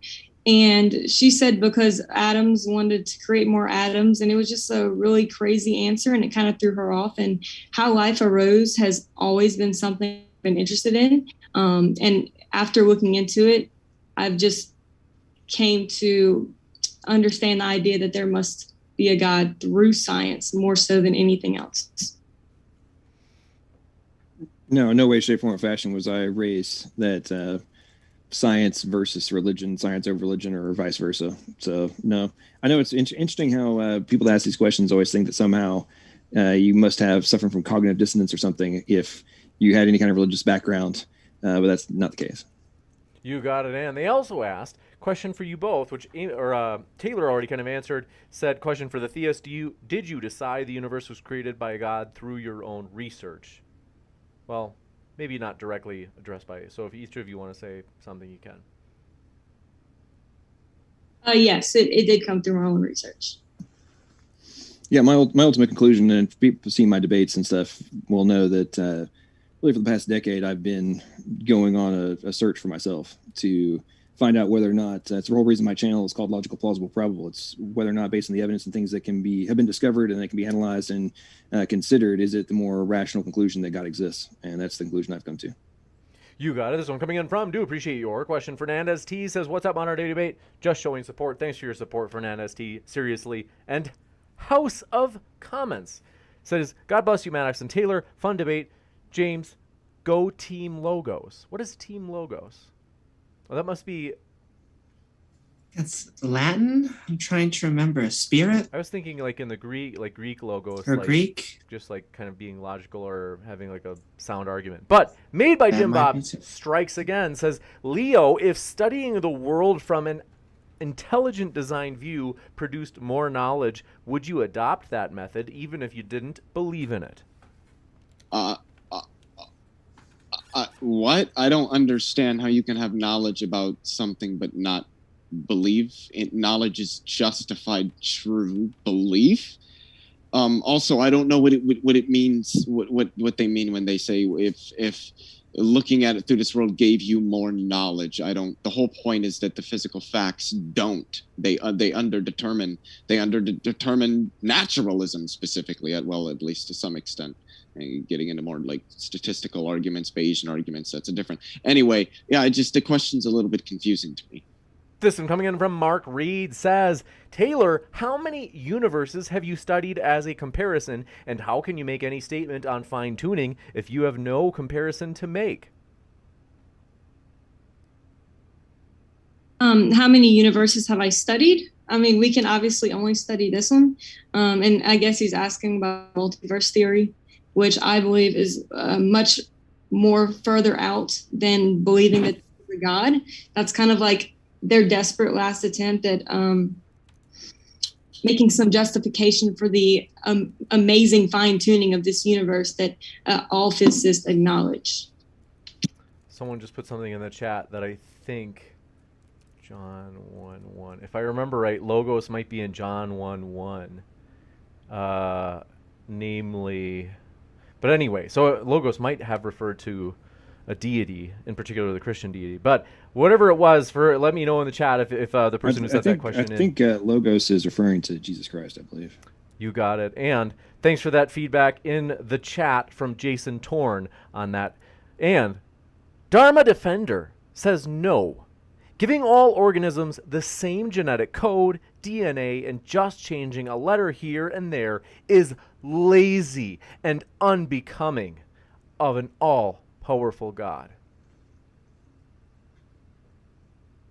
That's not what happens. If he's referring to evolution, it's not just one letter here and there. I don't know how we determine from the physical facts whether a God created anything, because how do we determine what it wanted to do? Maybe it wanted to do it that, like, I don't, and that's the thing, like, you can't look at the physical facts and say, well, God didn't do this, just the same way you can't look at it and say God did do this.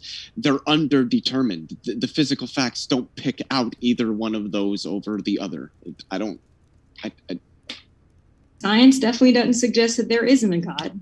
It doesn't suggest there is either. Well, in relation to the question, can you read that one more time, James? Sure. They said, giving all organisms the same genetic code, DNA, and just changing a letter here and there is lazy and unbecoming of an all-powerful God. I think they're saying God wouldn't use. Okay, I just want to make sure I didn't misinterpret. So, number one, using the same code base is different than using the exact same overall sequences for the genome. So that's a key distinction. Now, from a design perspective, if you are creating, pretty much any dev is going to have a primary framework and language they like to do it. They may be full stack. They can do different things based on what they're writing, what they're creating. Might be something like slightly better for XYZ type of use, but things were used on all sorts of different things. Anybody that comes and says that somehow that's not smart is just ignorant. In relation to the number of changes, as Tayler was mentioning, there's not just a few changes here and there. Like, for example, purposes in relation to the supposed closest relative, there's no less than 35 million differences. And it's actually more than that now that we've actually been starting to add up the short tandem repeats and other things that were kind of excluded. But it's no less than 35 million. So I don't think it's just changing a letter here or there and getting things. And same thing with like mice versus humans. If you actually look at the entirety of the genome, not just the coding regions, you go from 84% similarity to 9% similarity. So I'd say it's more than a few letter changes here and there. You got it, and this one coming in from, do appreciate it, Mark Reed strikes again. He says, Maddox, why would we make a rover on Mars as similar to biological life when it does not have the properties of life? Does the rover reproduce?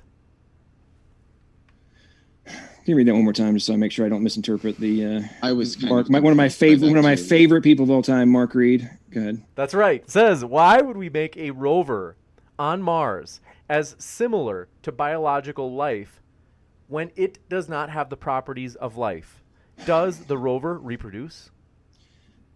That was not the point, number one, that was being made. We were talking about the root necessities of what was being discovered to make whatever you find, whatever mechanism you find, exist, which in this context would be application of the principles of engineering, digital information, and the components necessary to manufacture the component. Now, if you have the ability to self-replicate, then that just makes the question that much more difficult, Mark Reed. If you have the capacity for self-replication, then information necessity that must be in place goes up exponentially versus just being able to print one copy. And this is a well-recognized principle in abiogenesis, in every aspect of biology. This is known. So I don't know why you keep asking these types of questions, Mark. You've asked them for like 2 years and somehow seem to never grasp the response. Or apparently you never go look this stuff up, because there's papers on this exact topic in terms of the information necessity in my folder for the annoying people, which is in the About section of my YouTube channel. This one coming in from, do appreciate your question. Fernandez, he says, multiverse? Someone's been watching too much Marvel. Jamie, well, if you guys don't want to respond, you can. This one coming in from Jamie. I was just going to say that there are viable models in physics of that, but the discussion of a multiverse, at least for me, it gets into more like metaphysical aspects. But yeah, I'm sorry. No problem. Mark Reed says, see, is that Mark Reed again? Yes, it is. He says, Maddox, have you been praying for Randolph Richardson to get 2 weeks of omniscience and omnipotence to prove that God exists? Hey, at this point, given the fact that yet another atheist necessitates becoming God to agree that there is a God, I mean, yeah, at this point, hey, maybe some rationality would come back into the YouTube Evo Atheist universe if Randolph Richardson could be granted power. Maybe I should start praying for that. That might be a way for the divine hiddenness problem to be solved and all those things to just, be addressed. So, Lord, please give Randolph Richardson omnipotence for 2 weeks. I mean, good gravy. It's and by the way, for those of you who are wondering where this comes from, go watch my debate with Randolph Richardson. We went to this whole thing and he said, "Oh, well, I only want a few of God's powers. I don't want all of them." When I said, so you have to become God to believe in God. I mean, it's talking about the self-centeredness, but I yield. Go ahead. By the way, for those of you, we are going to have a dumpster fire after show on my channel after this. It's going to be a fun one. You also head on over. But continue. Next question. You got it. Thank you very much for your question. This one coming in from Jamie Russell says, P-zombies are basically people. Yeah. I don't understand why people say, well, imagine that there was something that's exactly like a human with its consciousness, but it's not conscious. Well, if it's like the P-zombie, it's a dumb argument. People who use it they don't know what they're talking about. They don't know their philosophy in mind. They need to go open a book. They need to go read something. This one coming in from the Sinister Porpoise says, Tayler, the oxygen idea is wrong. See Archaea. Archaea is alive. That is not in terms of creating a cell. You cannot compare a living cell to creating one because it's vastly different circumstances when you have a already living cell versus chemical components that are supposed to come together and create life with no work. I was just going to say right together. Right now over me. Okay. This one coming in from Extra Delight says, the area of the brain wherein seizures occur is also the same area where religious raptures occur. I'm guessing they maybe mean raptures as in experiences. They say, would it be possible to get rid of religion knowing that this is the case? No. This one coming in from Mango T says, nobody else? Okay. Mango T says, Amy and Leo, have you not heard of the contingency argument? Atheism is designed. Let's see. Okay, that's pretty, just another insult. Wait. I'm sorry. I'm kind of curious. I want to know what it's. You don't have to. It's your channel. You don't have to read it if you don't want, but I am curious. They say atheism is designed by individuals looking to fill their emptiness. I have heard of the contingency argument. It doesn't really work because it rests on something called the principle of sufficient reason. And while there's a bit of nuance to that, generally speaking, the PSR, as it's abbreviated, says that for all contingent means that could have been otherwise. So, I mean, I'm drinking Budweiser right now. That's a contingent fact. I could be drinking, Miller High Life or something like that. It could have been otherwise. So that's what it means to be contingent.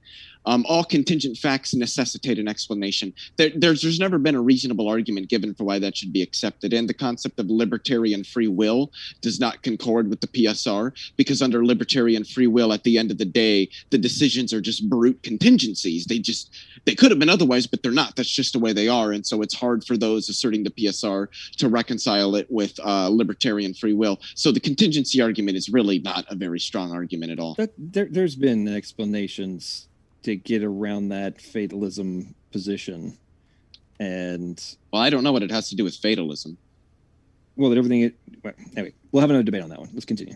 This one coming in from, do appreciate your question. And can I just actually, I feel bad. I just want to, I have not only have I heard of the contingency argument, I want to put forth the proposition. I get what I normally find, which is it could be that we are contingent on God's existence. It could be that God is contingent on our existence. And so I just want to know, how can we know which one of us is true, which one has the facts? This one coming in from, do appreciate your question, comment. Solitary Yummy says, Tayler is very intelligent and a winner. You have a fan out there, Tayler. Good for you. Mm-hmm. This one coming in from Logical, Plausible, Probable, John Maddox himself says, okay, I'm going to have an after show. It's going to be a dumpster fire. Look for the link in the chat. That's right. I haven't mentioned, folks. Sorry. All of our guests are linked in the description, including this link for John's crazy dumpster fire. I'm sure you'll be offended. It's going to be a great time. Native Atheist says, theists lost again. Just more God of the gaps. I mean, I thought they held their own, but I don't know. I guess he disagrees. It's not particularly a question as much as just a claim. Well, it's the usual. By the way, so for everybody who is just tuning in or actually listening to what I'm about to say, this was actually Taylor's first debate. So number one, I think she did a fantastic job. Yeah. Number two, if all you derived from the things that we talked about, and the arguments put forth, the piece of evidence, et cetera, if all you derived from that was a God of the gaps position when we were.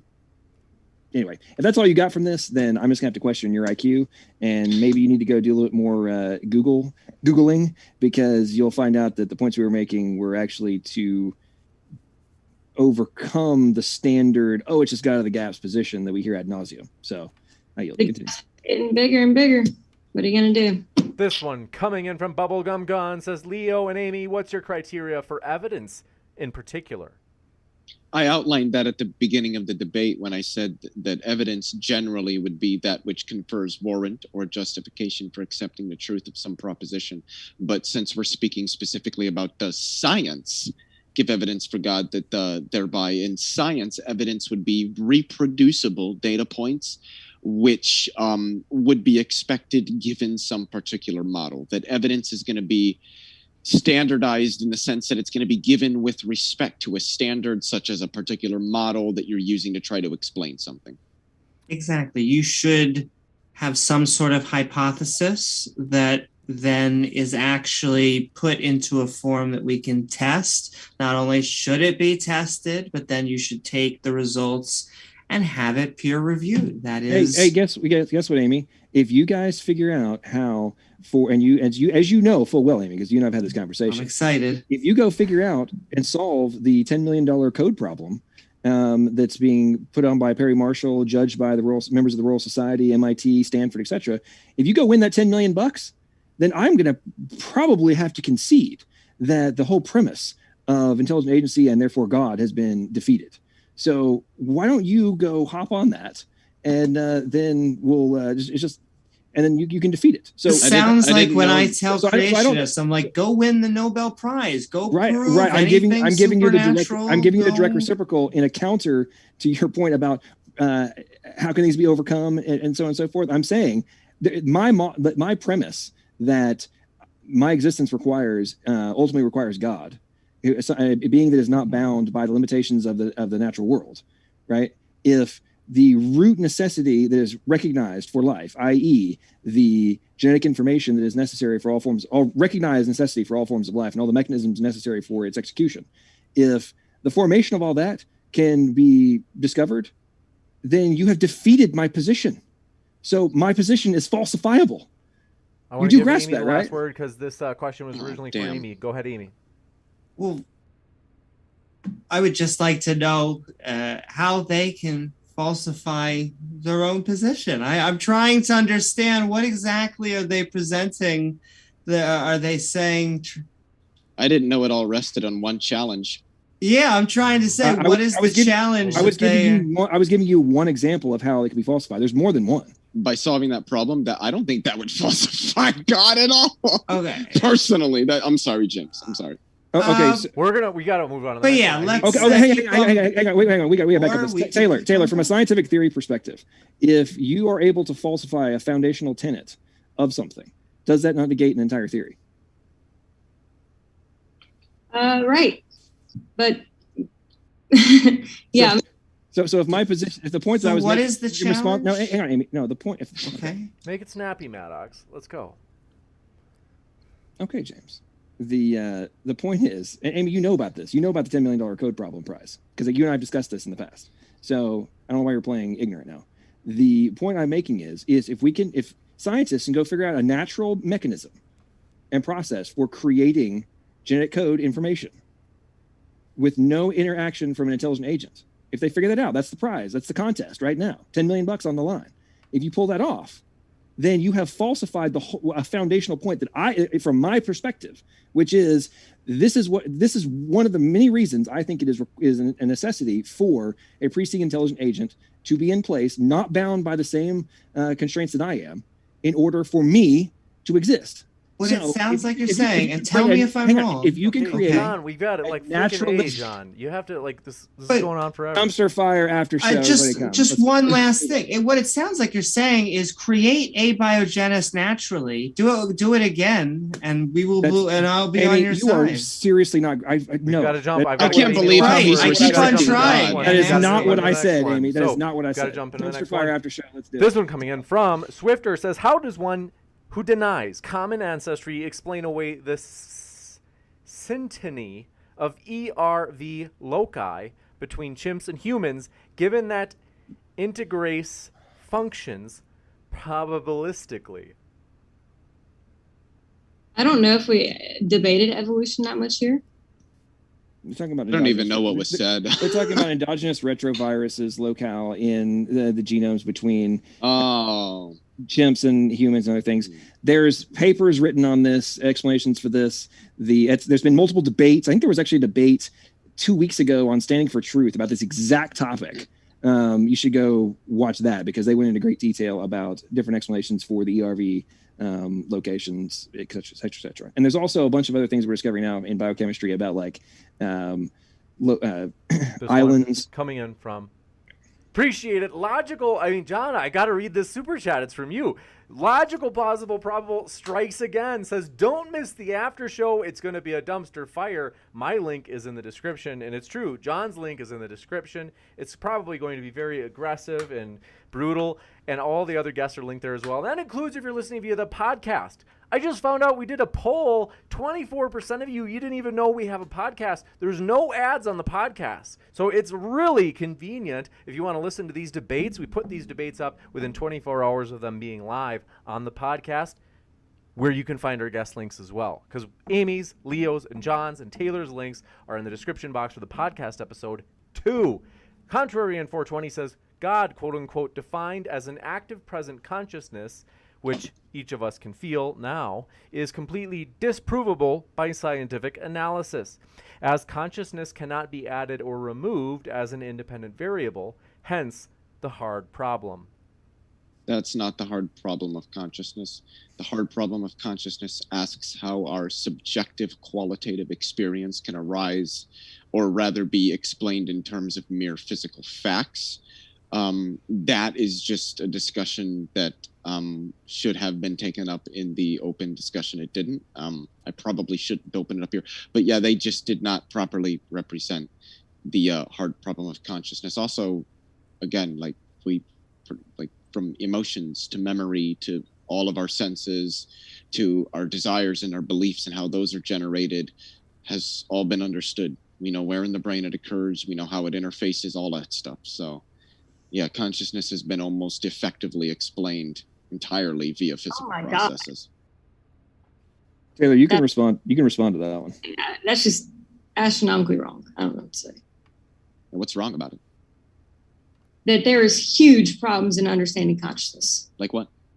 Okay, for example, do you know how memories are stored? Yeah. Okay. Stored in groups of neurons. Huh? They're stored in groups of neurons. Yeah, in what form? It depends on the neuron. And what will denote a memory of a blue ball versus a red ball in that neuron? It depends on how it interacts with the rest of the brain. You got to remember, consciousness is highly dynamic, but I don't want to hold this up, so that'll be my last comment. This one coming in from Sky Lounge says, Theus, the Krebs cycle that powers mitochondria can be mimicked by underwater alkaline vents. See Sean Carroll's latest podcast with Nick Lane. Mm-hmm. Theus, what have you got? I think that they need to go actually read Nick Lane's book, which I have, because he sure as heck doesn't act like they've figured it out, because he actually says they haven't figured it out, and it's pure hypothesis. Oh, we got this little tiny piece, and if you think that what he thinks they've figured out is the equivalent of the Krebs cycle, that is hilarious. And quick sidebar for to respond.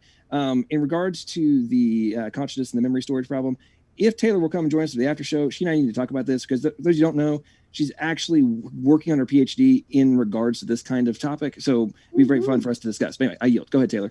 I'm sure you're freaking out even more than I am about that one. The mitochondria is like incredibly complex. They have entire PhD courses just learning about this one process in creating ATP. It is, they have like a mitochondria, like a chart of like these energy cycles, and it's huge. And it's just the fact that they say that a vent can like act like that is just absolutely, they just lack the knowledge in biology. And whenever somebody's lacking that fundamental knowledge, it's really hard to talk with them because they think that these things can just be described away in a simple way when it's just obvious that you're lacking, fundamental biology or cell biology. Can I add one clarification to that question really, really quick? Absolutely. I just wanted to say that the person never said that the guy that Nick Lane said he had it all figured out or anything. All he said is, and I remember listening to the podcast, and John's right. He did not say that it's all figured out. He said the opposite. He said this is a hypothesis. We don't know. But all the guy was saying, and Nick Lane did in fact emphasize this as well, is that they were able to mimic the Krebs cycle with something that's very, very analogous to it. And I think that was all the point that the commenter was making. Well, I think that maybe Nick Lane was glossing things over because in his book, he's sure in the report he's talking about that the difference between black and white alkaline vents and all that kind of stuff. He sure as hell did not say that they had successfully mimicked. No, you need to go read his book. Well, he did in the podcast because very often his book. Right, and very often they in general interviews more generic statements are made versus what has actually been shown in people's research. That's very true. And very, very often, this is well documented as well, that in abiogenesis research, especially, there's all sorts of, the titles of papers and the abstracts are very optimistic. And then you go and read the paper and the conclusion, well, we didn't actually get all the stuff that we put in the headline or in the title of the paper. We didn't actually solve all that, but we just want to make sure everybody thought we did so we get funded the next time. I yield. We must move on. This one coming in from Do Appreciate Swifter's question says, they did not give an example for integrase. Do you have any evidence to explain this huge problem? I don't even know who that's for. Do you guys? Oh, I don't know shit about integrase. So it's not for me. I never mentioned it. I don't know what's going on. This one coming in from Contrarian 420 says, there's never been a proven material basis of consciousness. If so, it could be replicated. It's unscientific to have false confidence in undiscovered fields. Parts of consciousness have been replicated in neural networks. And again, we've mapped numerous aspects of consciousness from the literal thoughts that people are having in the brain. That's just significantly more expected. Those evidential chips, so to speak, fall in favor significantly more so of a physicalist perspective than they do anything else. And it may take a year, it may take a dozen years, or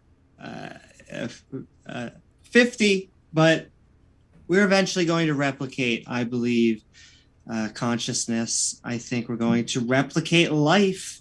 And along with that, it will stem from the field of artificial intelligence, but those are all separate entities that will have to be explored and replicated. And I think that is the test for how we understand consciousness. We're going to write a lot of theory. I think that we have a lot of good testing.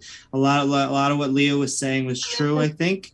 Yeah. I just think that the test will be that formal replication. And when we put our hands up to another synthetic hand and it shakes us, we'll know we've been there. I'm sorry, Tayler, all yours. Something does not mean we understand it. You can look at a brain scan and say, oh, look, it's showing up here with this, this stimulation. That does not mean we understand consciousness. That's like, well, that depends on what you take consciousness to be. If one takes consciousness to be a function of the neurophysiological processes in the brain, then understanding those neurophysiological processes would give us an understanding of what consciousness is. But that's just going to go into more philosophy of mind. By the way, the integrase was it's part of like the reverse transcriptase process of being able to insert like a virus, and we do this with transposable elements too, but like inserting them in different portions of the genome. That's what they're referring to on that. Regarding the whole consciousness thing, it's even for the neuroscientists who claim that everything is ultimately dependent on physical process.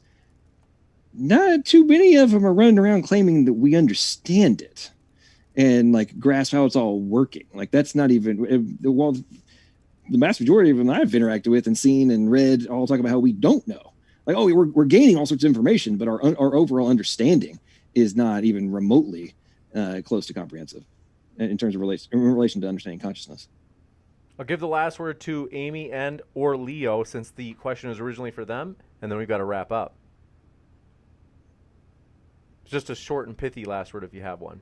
Yeah, I was just going to say, I mean, John is half right. Neuroscientists say we don't fully understand consciousness, but to say that we don't understand that it's a physical process would not be correct. And I would just say that right now there's a lot of, it's like in islands, floating islands, there's a lot of experts that specialize in their field, and that it will have to come together to actually write good theory and then good experimentation. Because I do think, I said 50 years, might be 100 years. We're eventually going to have synthetic humans. We're eventually going to have synthetic life. And hopefully... Neurotransmitters or...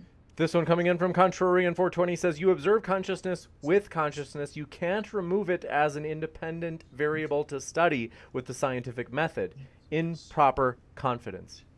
Yeah, we can't do the same as logic either, so I fail to see what the point is. That's it for our Q&A. We want to say thanks so much for being with us tonight, folks. Thanks for all of your questions, and especially thanks to our guests, Amy, Leo, John, and Tayler. It's been a true pleasure to have you guys on tonight for this debate. Can I say one thing to you, James? For sure. Or more for the audience. Guys. Okay, I know you didn't click the button. All right, the red button that's down there, it shouldn't be red. All right, it should be gray. No, don't lie to me. All right, just click the button. Click the button. All right, make it gray. Click the button, the little bell next to it, you click that too. That shouldn't be highlighted. It should be all filled in with that creamy white color. Click it. Just do it. Just do it fast. Okay, do it fast. Thank you for your support. I appreciate that. And one more thing, James. One more thing. And not that this is remotely beneficial to me or anything, even though it might be. I think for James's sake, you also need to be sharing this debate on your social media accounts, post it to your channel, all that kind of stuff, because people forget. They think, oh, I liked it, I subscribed, but they forget that YouTube's algorithm is also looking for shares as one of the major components for how things get rated. So make sure you also share this and tell your friends about Modern Day Debate. So hopefully real soon, James will skyrocket from 71,000 subs to 100,000 and get to the next level. I appreciate your support. 100,000 subs to it now. That means a lot. And it is true. You guys, you don't want to miss it. Do hit that subscribe button and share it out, because we have tomorrow night, as you can see at the bottom right of your screen, creationists versus atheists. They'll be debating young Earth creation in particular. T-Jump and Mark Reed partner up against two creationist instructors, I think it was Dr. Mark and the other fellow, I can't remember his name, but it is going to be a big one. You don't want to miss it. And so, with that, I want to say one last thank you to our guests. I'm going to be back in just a moment, because I've got to wrap up and get out of here pretty quick, as it's getting very late. I'll be back with a post-credit scene that will be short and pithy, letting you know about sweet upcoming debates. But I want to say one last time, thanks to our speakers. It's been a true joy to have you tonight. Woohoo! Hit that Patreon. Thanks for your Fast, support. do it fast. And I'll be back in just a moment. Folks, stick around.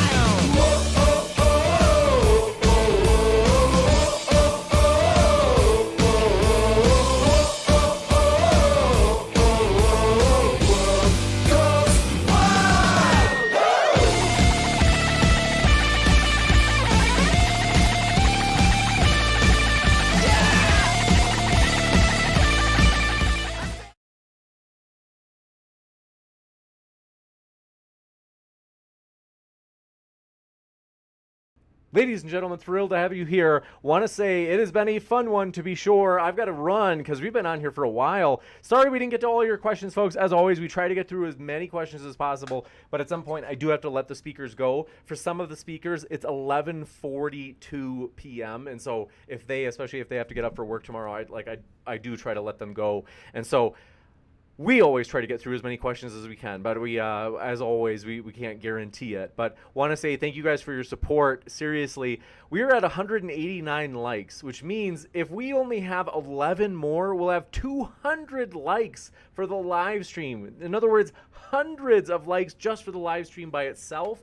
That really does help support the channel. So we do appreciate you guys with all the ways you support the channel. And I'm for real. You guys think, as I mentioned, you guys think I'm blowing smoke up your ass, but I'm not. You guys really are helping the channel, doing things like sharing it. That's another thing too. Like if you hit that share button, you can share this debate with somebody who you know, and maybe you talk to them on Facebook or Twitter DMs or Discord or maybe real life, like a friend that you can send them the text. You could send a text message with the link of this debate, because you can hit that share button below. I don't know if you guys use that a lot. I use it a lot, no joke. I oftentimes will, when I'm watching videos, I will be like, oh, it's like I really like this, and I know so-and-so, my friend, likes this a lot too. And it's like, that's kind of like the completion of the joy of it. You know, it's kind of like a lover talking about how they're so in love with somebody. And it's like, that's like kind of part of the, like the final, like the kind of like the end point and like the last step of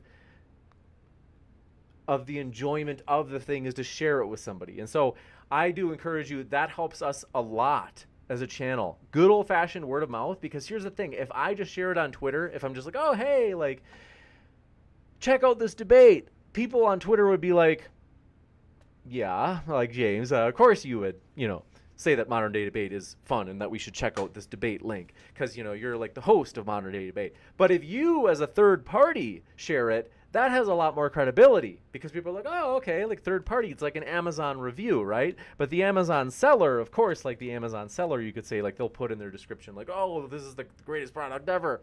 But third party testimonies, you could say, really do carry a lot of weight. And so we want to say thanks for helping the channel that way. We're already up to 197 likes, so 198 it just turned, and almost to 200. But want to say those are ways that really help the channel. Here's another one: submitting questions during the Q&A. That helps, because if there are no questions, there's no Q&A. And that's something, that's a segment a lot of people really enjoy, is they like hearing people like bring up these different ideas and kind of new ideas that kind of refresh the debate. And Jacko Juhani, thanks for becoming a member, namely a member of the Modern Day Debate channel memberships at the extra juicy level. We appreciate your support. That's another way you can help the channel. We really do encourage you. Hit that membership button, as we have all these amazing emojis, for example, and it's just a way really to help the channel. But you can also use these emojis, such as the one that I'm putting in the live chat right now. Soy boy, if you want to call someone a soy boy, you can do it with the emoji, in fact. So that's very satisfying. But want to say, we hope you feel welcome no matter what walk of life you're from, for real. Thanks for your guys' support of the channel. It is fun. It's exciting to see Modern Day Debate grow. We started about 3 years ago. Was it really? No, it was almost 4. So it's 3.5 years. That's when we started, which is crazy. It's like, wow, 3.5 years, we have grown so much. It's encouraging to grow to 71,000 subscribers. Thank you guys for your support. And this is only the beginning. Believe me, it's only the beginning of our story, as Modern Day Debate is going to continue growing and surging ahead, as we are determined to have a positive impact and influence on YouTube as we pursue the vision of providing a neutral platform so that everybody can make their case on a level playing field. That's important for us.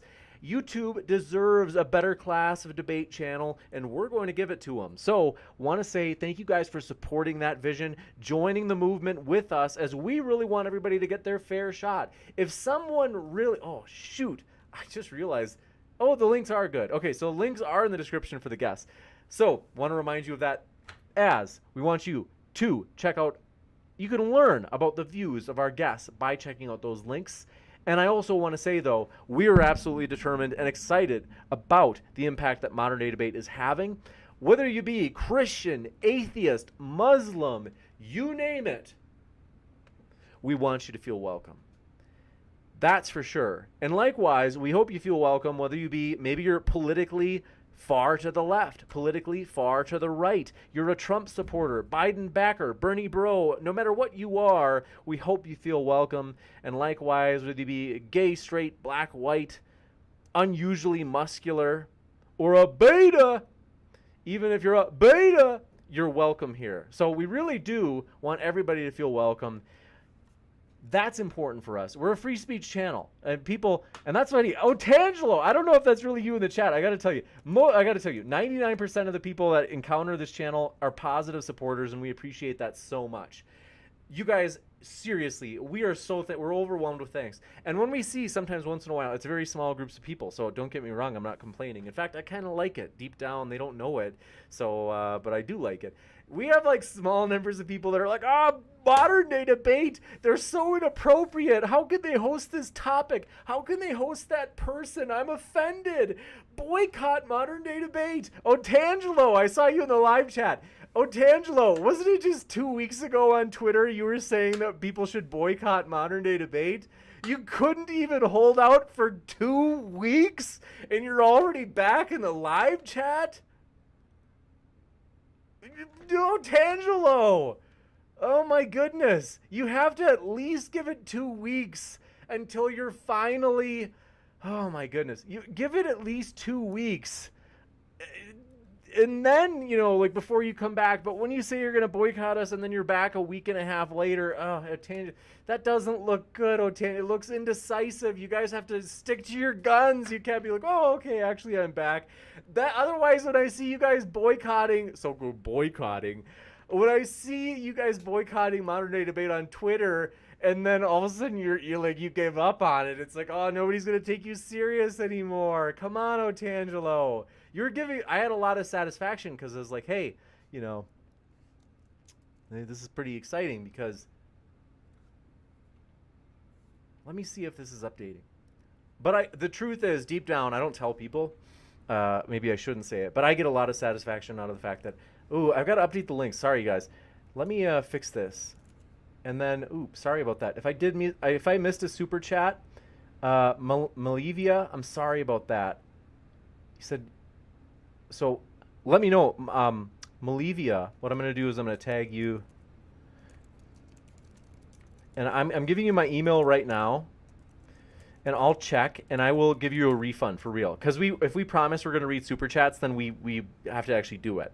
And so if I don't, that means I will send it back via PayPal or Venmo, because I am really sorry about that. So if you email me at Modern Day Debate, I did not mean to screw you over. It wasn't mean.